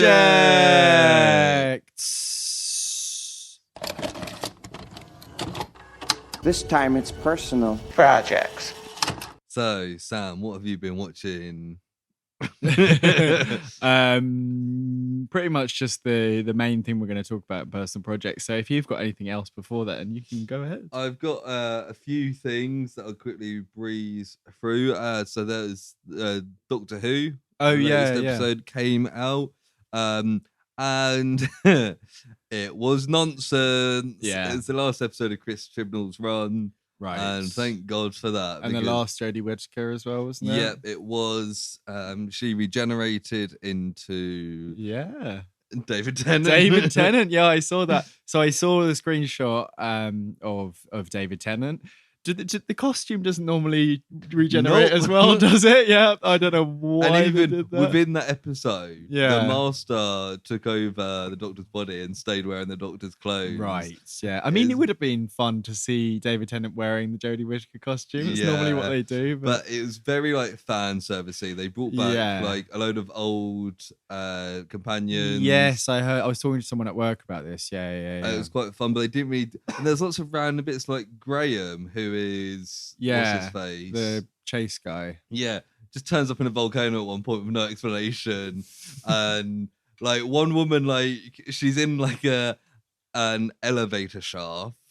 Yeah, and like some sidemen are starting to get at her, and she just like drops down like all these floors, and the next time you see her, she's like just walking out the building, and it's like, what the fuck's happened here? Like, it's one of those where it's got so much kind of like fan service and Daleks and Sidemen and the Master. You kind of go along with it, and then at the end you're like, wait a minute, what the fuck was this that I just watched?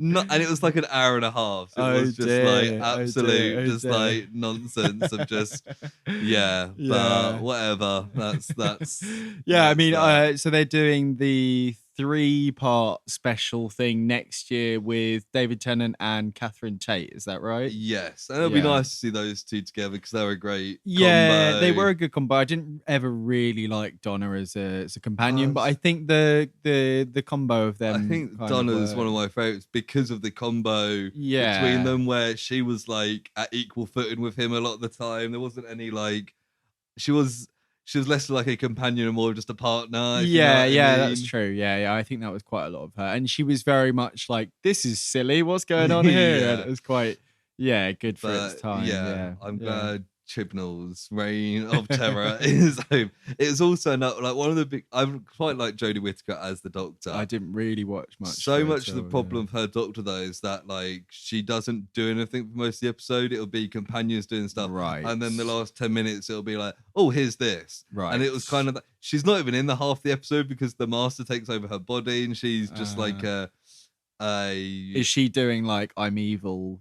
No, thing? because it's still the Master. It looks like the Master, Oh. who plays it really well. Yeah. And I like him, but it was just a bit like, and like so many of like the hit points of this were just like, oh, they did that in that episode. They could have done it where it looked like Jodie Whittaker, but it was her being able to do a different character, like an evil version. That would have been a fun way to give her a little. I enjoyed it whilst it was on, but thinking back, it was nonsense. Yeah, fair enough. I watched that clip of the regeneration. I saw the post I saw a couple of posts with the screenshot.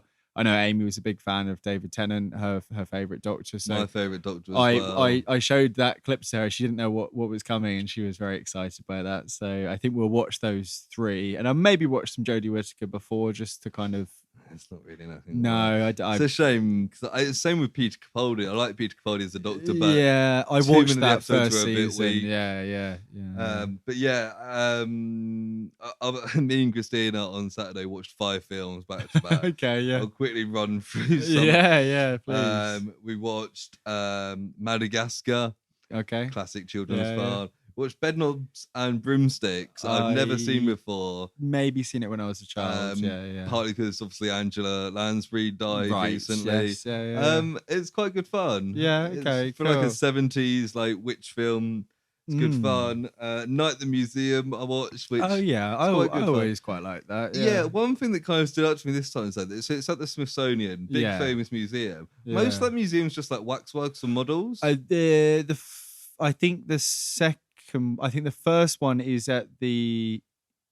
I think the second one's at Smithsonian. I think the first one is. The first one's at the New York Natural History Museum. Oh no, you're right. Because the Smithsonian's the one that has all the planes and stuff, and Amelia Earhart is Amy Adams in the second one. I just thought, I was like, is this museum just waxworks? Yeah. That's not a great museum, yeah. is it? No, it is a lot of that. But then natural history museums, you're right. Because our natural history museum... it helps that, the British Empire took over most of the world and stole everything from other countries. Yeah. It did help us. It did help us. We've got a goat museum as a result. Everything is based on that, isn't it, for us? Yeah. It's the only reason that we have any international standing at all. Yeah. Hell yeah. I did also watch Christopher Robin.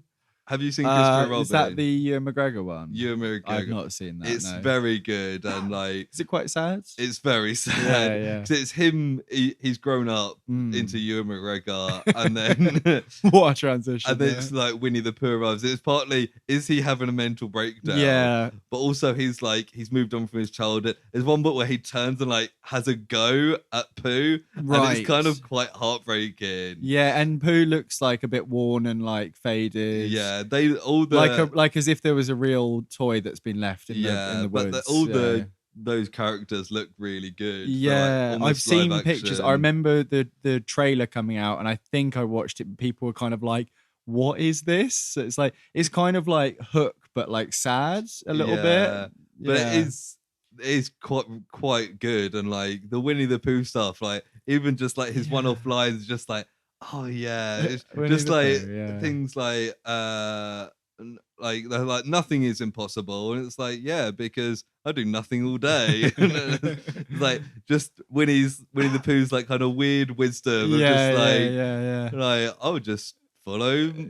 I'll just go that way. It's kind of like Hakuna Matata kind of vibe. Yeah. It's there's one bit where he goes into the tree that's the gateway to the real world, if you will. Right. And he's just standing there for a bit, and Chris Robin's like, "What are you doing?" When Peter's like, "I often find if I just stand and wait, where I need to go comes to me." And it's got a really kind of sweet, very innocent, but kind of like you say, kind of wise outlook. Yeah. Cool. But that was good fun. The only other thing I've got to mention is I mentioned a month ago that I went to the Dice Saloon. Oh yeah. I went there again this week. Right. Good fun. Played some fun games. Played one that you've got actually heard, Mentality. Oh yeah. Played that. That's quite cool, isn't it? It's a good little party game. Yeah. One that we played was Hues and Cues. I don't know if you've seen that. Don't recall. No. It's basically a huge big board with a grid that goes A to Z and 1 to 20, and it's just each square is a different color. you've got like the red core, and it slowly fades into all of it. Right. And basically, one person Different has a hues, card yeah. that has, like, say C6, and then you just Right. say a word that describes that color, and everyone else puts a little piece on the board, and then they say a 2-word clue, and whoever then put like a square. Trying to get closer and closer. Yeah, it's quite good. It's been on my like Amazon wish list for like a few weeks. So the fact that it was there, I was like, yeah, this is good fun. And it's a lot of like, how do you interpret? Have you played Codenames? We played that as well, actually. Right, yeah. I don't know if you can see that. It's just out of your eyesight. They're next to Herd Mentality.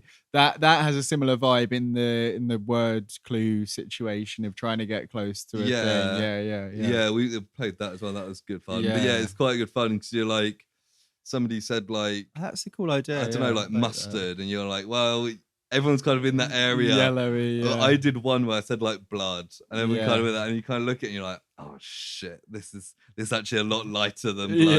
So then your second clue, you need to kind of guide them. So elsewhere. it has to, okay. And so are you building on that first clue? So it has to have blood in it still. Yeah. Right. So it's like light blood, like that kind of but thing. You can't do like light or dark. You can't say any right. colours. Okay, yeah. But yeah, you put 2 things down and you get points for being there. There's a scoreboard. I was like, yeah, actually, I might. That sounds good. This. Yeah. I quite like the idea. It's all like of that. down to interpretation and word clues and stuff. So it's good fun. I might get it, and that would be good fun. Yeah. I like the sound of that one. Yeah. I've got Codenames, so yeah, don't bother getting that one. or do, but anything else before we get on to that? No, I can't think of anything. I probably have watched something, but yeah, I mean, since we last recorded, I have been fairly busy over the weekend and haven't had a chance to watch anything. And then I've been watching the Halloween films, as we mentioned at the start. So won't go into them now, but the silver screens will be out for those soon. And then House of the Dragon's final episode of season 1. What program? Sorry, Dragon House season 1 episode 10. It was quite an episode, wasn't it? Yeah. The last episode, obviously, all based on the Greens, and then making Aegon king, and then this was all surrounded around the Blacks. I think it was the Black Queen, was it? Or the Queen in Black? Yeah. The Black Queen, because it's the Greens. And although it was the other side of it, it was set at the end of the first one, because the first bit is bad news by Dragonback kind of thing. And we see there's a lot of there's at least 2 scenes of bad news being delivered in this, isn't there? Yeah. Probably more if you get too into it. And we had our 4th birth scene of the and series. I would say this is probably the most visceral and horrific of them all. Yeah, I mean the first one was quite horrific. I think this was worse. It's definitely in different ways, but yeah, I can imagine. And the fact that it's brought on by the news and stuff. Yeah. Although we see, I would say slightly too much of this stillborn, but I saw people saying online that canonically it was supposed to have defects that we don't really see. Is that something that you remember? It's never gone into too much detail. I mean, it was a year since I read the book, so that I saw people saying it was supposed to have a little stub tail and scales, which is a bit like what happened with Daenerys' first children. Or only children, because we don't ever see her. Because is that she made the deal not to have any more kids or something? Was that part of it? No, it was the witch woman to bring back Khal Drogo. Something like that. Yeah, but but in a way, it kind of in the most awful way possible, it kind of sets her up for like being a war queen kind of thing. Yeah, you know, she was only maybe halfway along the pregnancy. They don't really they say it's quite a lot too early when she's very much still not wanting to go to war for a lot of this episode, because everyone else around her is like, we need to fucking do this. We get some scenes with Daemon that a lot of them is him very publicly undermining her, and even the parts where he like sways to what her sons have passed on, he then goes back on straight away and it's like, I'm gonna do it still. And we see his true colors in lots of ways when he is quite physically abusive of her, and I think really one manhandles her. Interesting thing from that was like, we've always seen how he really loved his brother, and I think the take from that was that he was really angry that she'd been told this prophecy and he wasn't. So it was not only that her his brother kept something from him, but also his brother never saw him as a potential heir. Yeah, because I'd wondered about that, and I think we talked about that a couple episodes ago when it's like, is this something that she could have, did anyone else know? The way that he tells her, Viserys, is very much like, this is something that only heirs know. But still, you'd think maybe as a potential. But it does show, like, I mean, I've said from the start that I really enjoyed Daemon as a character, but like, he's a fucked up guy. Yeah, I've seen people alluding to something that they thought might be coming up soon, which he has done that's very awful. So I imagine that will be episode 1 or 2 of the next season. Yeah. It had a name that I can't quite remember, but I'm sure I'll remember it after it happens. There was one, so I won't spoil anything, but when we finished that episode, Christina was like, I really can't wait for them to like get revenge and stuff. Yeah. And then she was like, fuck it, I'm going to read the book, or like that section of the book. I saw her be real. Yeah. And I saw her today. She was like, I know I said I wanted to get them to get revenge, but that was horrific. And I take that back. Okay. And I've been looking forward to that bit for ages. So, did you know where this was going to end? Roughly. So I think we discussed early on, like, where this you were like, it's going to be at the start of the war's kicking off at the end, and it felt like this was the prep, and it was going to end on a kind of warmongering cliffhanger, and it did deliver, but like that, with the whole Aemond and Jacaerys, that thing, that is like, right, the war's going now. Yeah, I mean that's foreshadowed quite well, almost too well in the part where she's setting them off on their missions, and it's like, hey, your older boy, you go do 2 things. Young boy, you do 1 thing. It's near. It's fine. It's all going to be fine. And then he gets there, and you're like, this is so clearly not going to be fine. The fact that he's on his own, surely just put like a Kingsguard on the back of the dragon with him. Don't quite work. I know, but it seems so silly that like this little boy, and it just goes so badly for him. I mean, even when the dragon's there, the big dragon, just fucking turn around then, just go. Go. I thought that seems obviously the standout and the kickoff of the war. Yeah. Interesting divergent from the book. Is that in the book it's straight up Aemond goes out and kills him on the dragon. Right. Whereas in this, it seems like he lost control a bit and seems genuinely. That's what I was going to say, because we see there's the point where they're discussing how many dragons they've got, and Damon's talking. He's very like Pokemon catcher. He's like, I've got all these. I've got the dragons. I saw a comment on Reddit that was like, Damon treating the dragons like a Norwegian metal festival lineup. And he's like, but then I think Rhaenyra's like, but none of our dragons have been to war. And there is that kind of thing, and I think it's even earlier. Viserys is like, there's the myth that we control the dragons, we don't. It's an illusion, and that very much comes to play in that last scene where both Jacaerys is struggling to control his dragon, and Aemon's dragon just there's nothing he can fucking do. It just wants to eat this other dragon. And that whole controlling the dragon thing, I think it's then a really interesting parallel that Aemond at the end couldn't control Vhagar, and Vhagar killed the dragon and the prince. Where just a few episodes ago, we saw this same dragon really upset about her owner wanting to commit suicide by dragon fire, and the reluctance to do that. It's like clearly she had a much stronger connection with Laena than with Aemond. Yeah, and that's the thing. He's kind of lucked his way into this power, and it's gone to his head in a lot of ways, and it feels like a humbling moment, but I feel like it depends how he plays this off going back. Is kind of the, he might be like, I did it on purpose because the thing is as well. So we talk about that scene. We get the reveal that he does have the sapphire in his eye, which looks very cool. It almost had the kind of lizard eye effect where the shine of it was kind of this slit eye. It looked fantastic. And he's still after this eye. Which does that confirm what we discussed before? Was it the younger one who took the eye? Because we were kind of wondering whether it was the older or younger. I'm still not sure. Because I thought it was the older, but they look so similar, those two boys. And I think either way, it doesn't matter. Aemond sees them as a collective. But the fact that he was willing to go after him and pluck his eye out, surely he should have been had enough foresight to think that would start the war. Killing him's not going to make too much of a difference. Yeah. He might have died from blood loss anyway. Do you know what I mean? Like it's almost like it doesn't mean anything that he's like, oh no. I think it's the fact that he's lost control is what upset him more than anything in that situation. Yeah, I thought another cool bit was when they lit up the table. Oh yeah, I've written down LED battle station. Yeah, and it's like either Stannis didn't know that, or Stannis very much isn't the sort of person that would light up a map with 1,000 candles. No, I did like that. I thought there was a very chaotic bit of someone lighting candles where they were just like waving them all over, and they were going.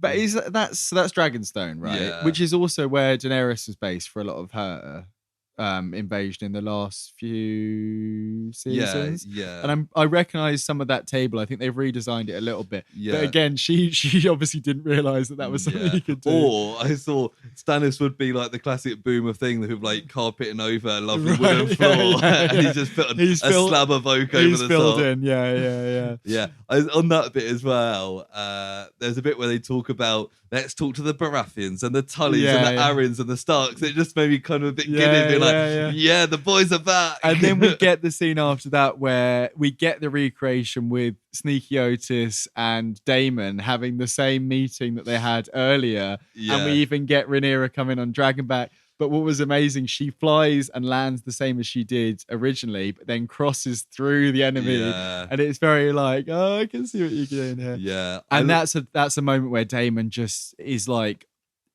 he just wants to go to war again. Clearly, we talked about he had his little holiday with his 2 daughters. He got married. He's obviously he's come out of retirement and he wants to. He's got all these excuses about like, you know, honor and family and all that, and there is clearly an element of that, but it's just like he's causing more problems at this point than anything. Yeah. You know? Speaking of ghosts, I love the return of Corlys Velaryon, who was presumed dead for a couple of episodes. The whole time I was like, what the fuck? He can't die.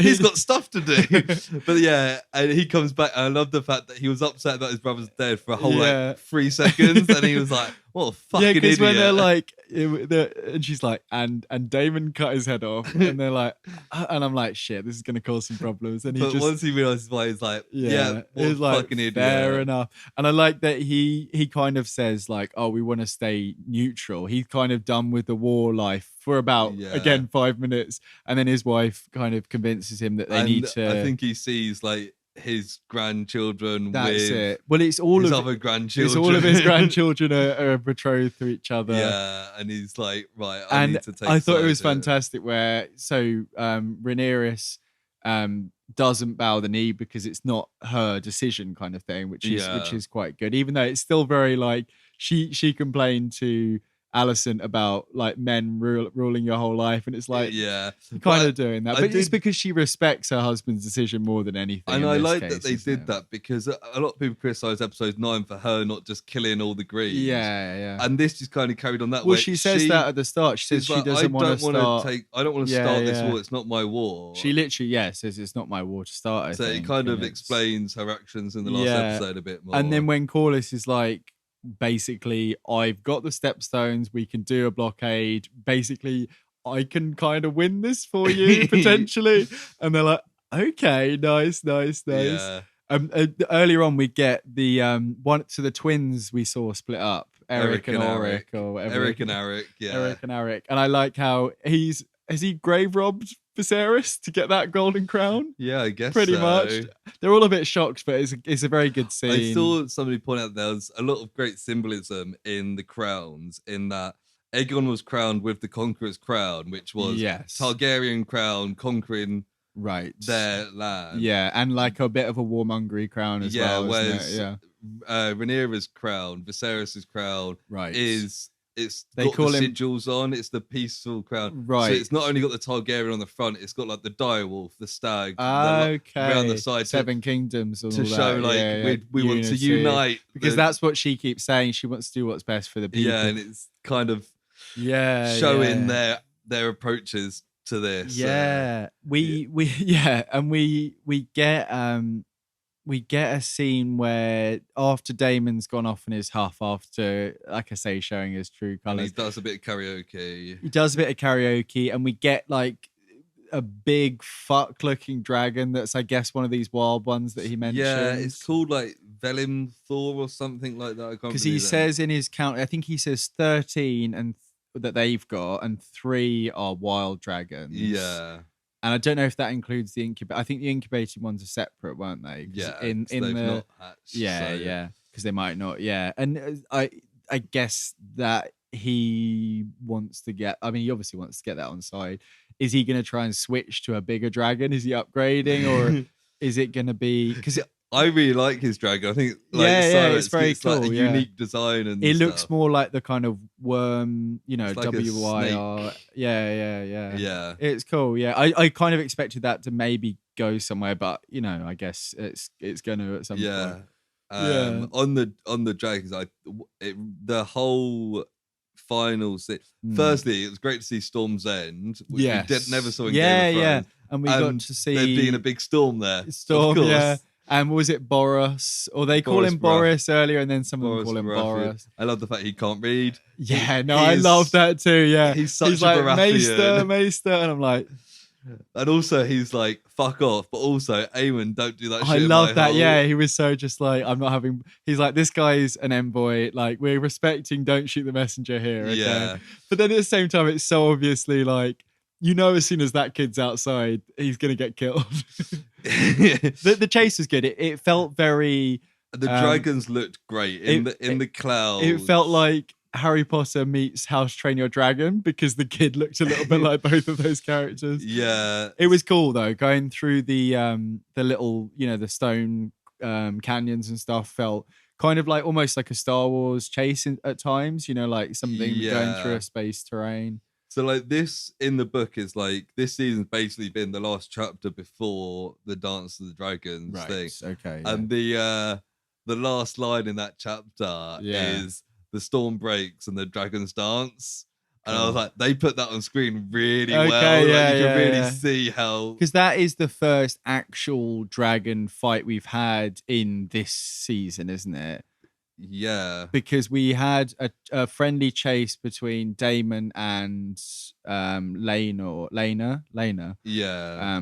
When they were doing a bit of a thing, and then we've had in Game of Thrones, we had the Night King's dragon against Daenerys.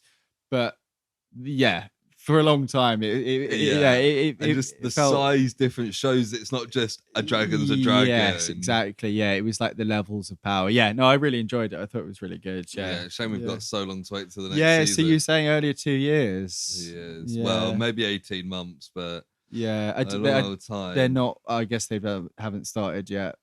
Maybe they'll be starting soon, probably based on the schedules. But, it's good. This has genuinely been a really good season. I've been very happy with it. I think it compared to, I wasn't super excited about either this or Rings of Power. Sorry, Power Rings.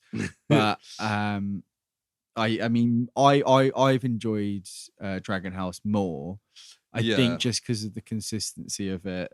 I really liked both, but I think this is one of the best TV shows I've watched for a while. Yeah, I would agree. It does remind you of that early Game of Thrones. Yeah, early and kind of like middle as well, in that like the pace was there and it was it didn't fuck around. It was the right mix of intrigue and action. We didn't get that much like action. Like a lot of the like battle-y stuff was quite early on. Yeah, like the stepstones and stuff, but it worked like perfectly. It's quite good, like for a season that's basically the prelude to a war. Yeah. You see, there's enough action and intrigue to keep you hooked. Absolutely, yeah. I'm definitely gonna reread those chapters of Fire and Blood before the next season. Yeah, see, now I don't really know what to do, because I feel like this is the issue that I had with Game of Thrones. I watched the first season and then I was like, I should read the book, and then I bought the books and then I read the first one, like as in I started reading the first one and I was like, this is too similar. And it's like, yeah, I think I'll finish reading Song of Ice and Fire first. I don't know. I mean, because the thing is, realistically, I'm going to have this issue every time between seasons. So, but I quite like not knowing at all. I mean, the pages that cover what they're doing is like 250 pages. But I think if I start, I'll want to just read it all because I don't want to just read the stuff I've just seen. I want to know. Yeah. So I'm not sure. I mean, I don't know. Yeah, I get they're probably going to plan at least 4 seasons. Would you imagine? Yeah, it's interesting because I think it probably will be 4 seasons. But that first season covered what, like 20 years? Yeah. I think the other 4 seasons are going to be like a total of like 3 years. Oh, really? Okay, cool. So it's like, right, shit's happening now.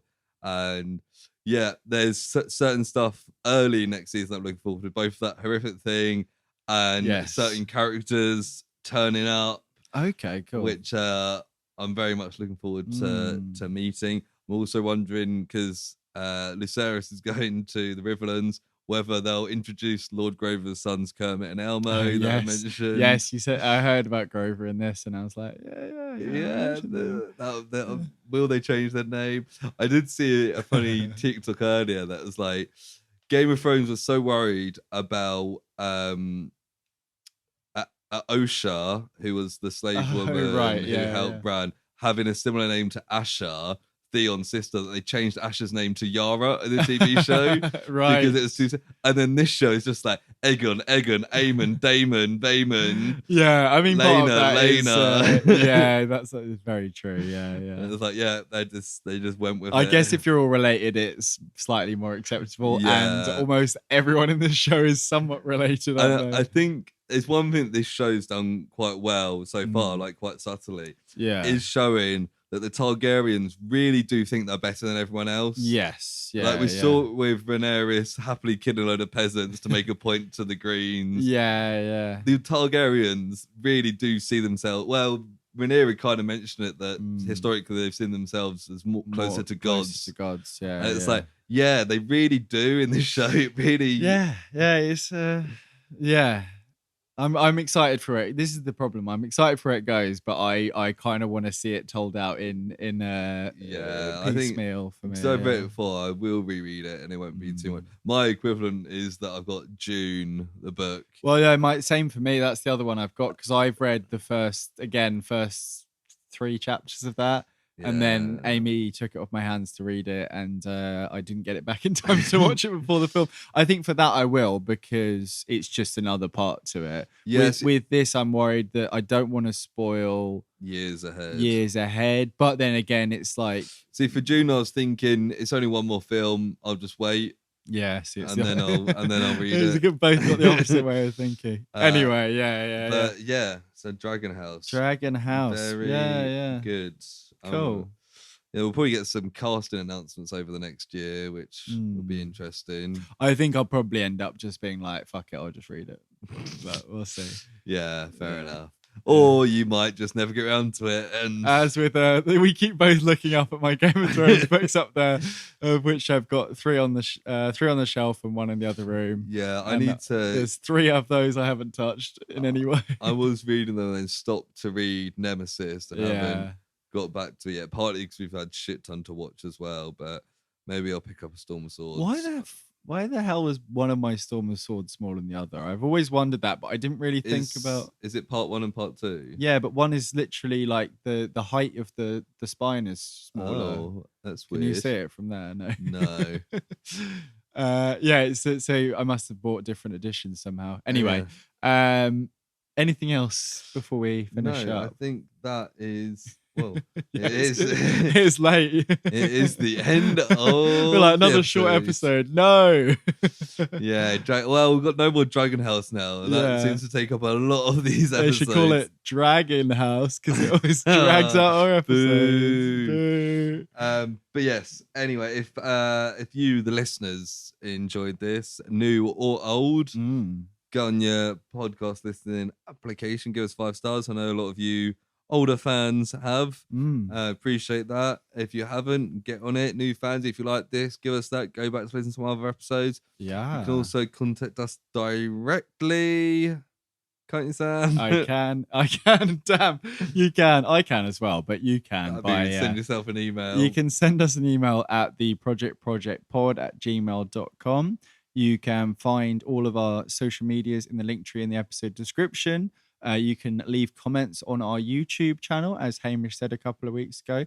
Really appreciate seeing them. It's probably, other than email, one of the best ways of getting in touch with us, because you can comment directly on the episode, which you can't do on most podcast things. And if you've got any suggestions for either topics for the coming weeks or some spooky topics for next year's Projoctober. We've got a blank slate now. We have currently got a blank slate. I think first time in months. We again have a couple of offcuts from Projoctober that we didn't get to cut around to. When I say offcuts, we decided not to use them. They weren't. We wanted to. Well, we did want to. You know what I mean. Anyway, but yeah, if you've got any suggestions, if you've got any theories about Dragon House, if you've got any, if you were in Metalbeast, as we had comments about Shadow Chase, if you're in Metalbeast, please do let us know. We'd love to hear about your experience on the film. If you like Metalbeast, if it's your favorite film, if you've got a tattoo of Metalbeast on your chest, you can please let us know. But otherwise, we'll thank you very much for listening. Thank you for sharing with your friends and family. But thank you for celebrating Projoctober with us this fine 2022. And we'll see you next week for a mystery, non-spooky episode. Is there even a mystery It's to us? even a mystery to us. Thanks for listening, guys. Cheers. Bye. Oh, where's the pause button? Bye. You'll never terminate this project.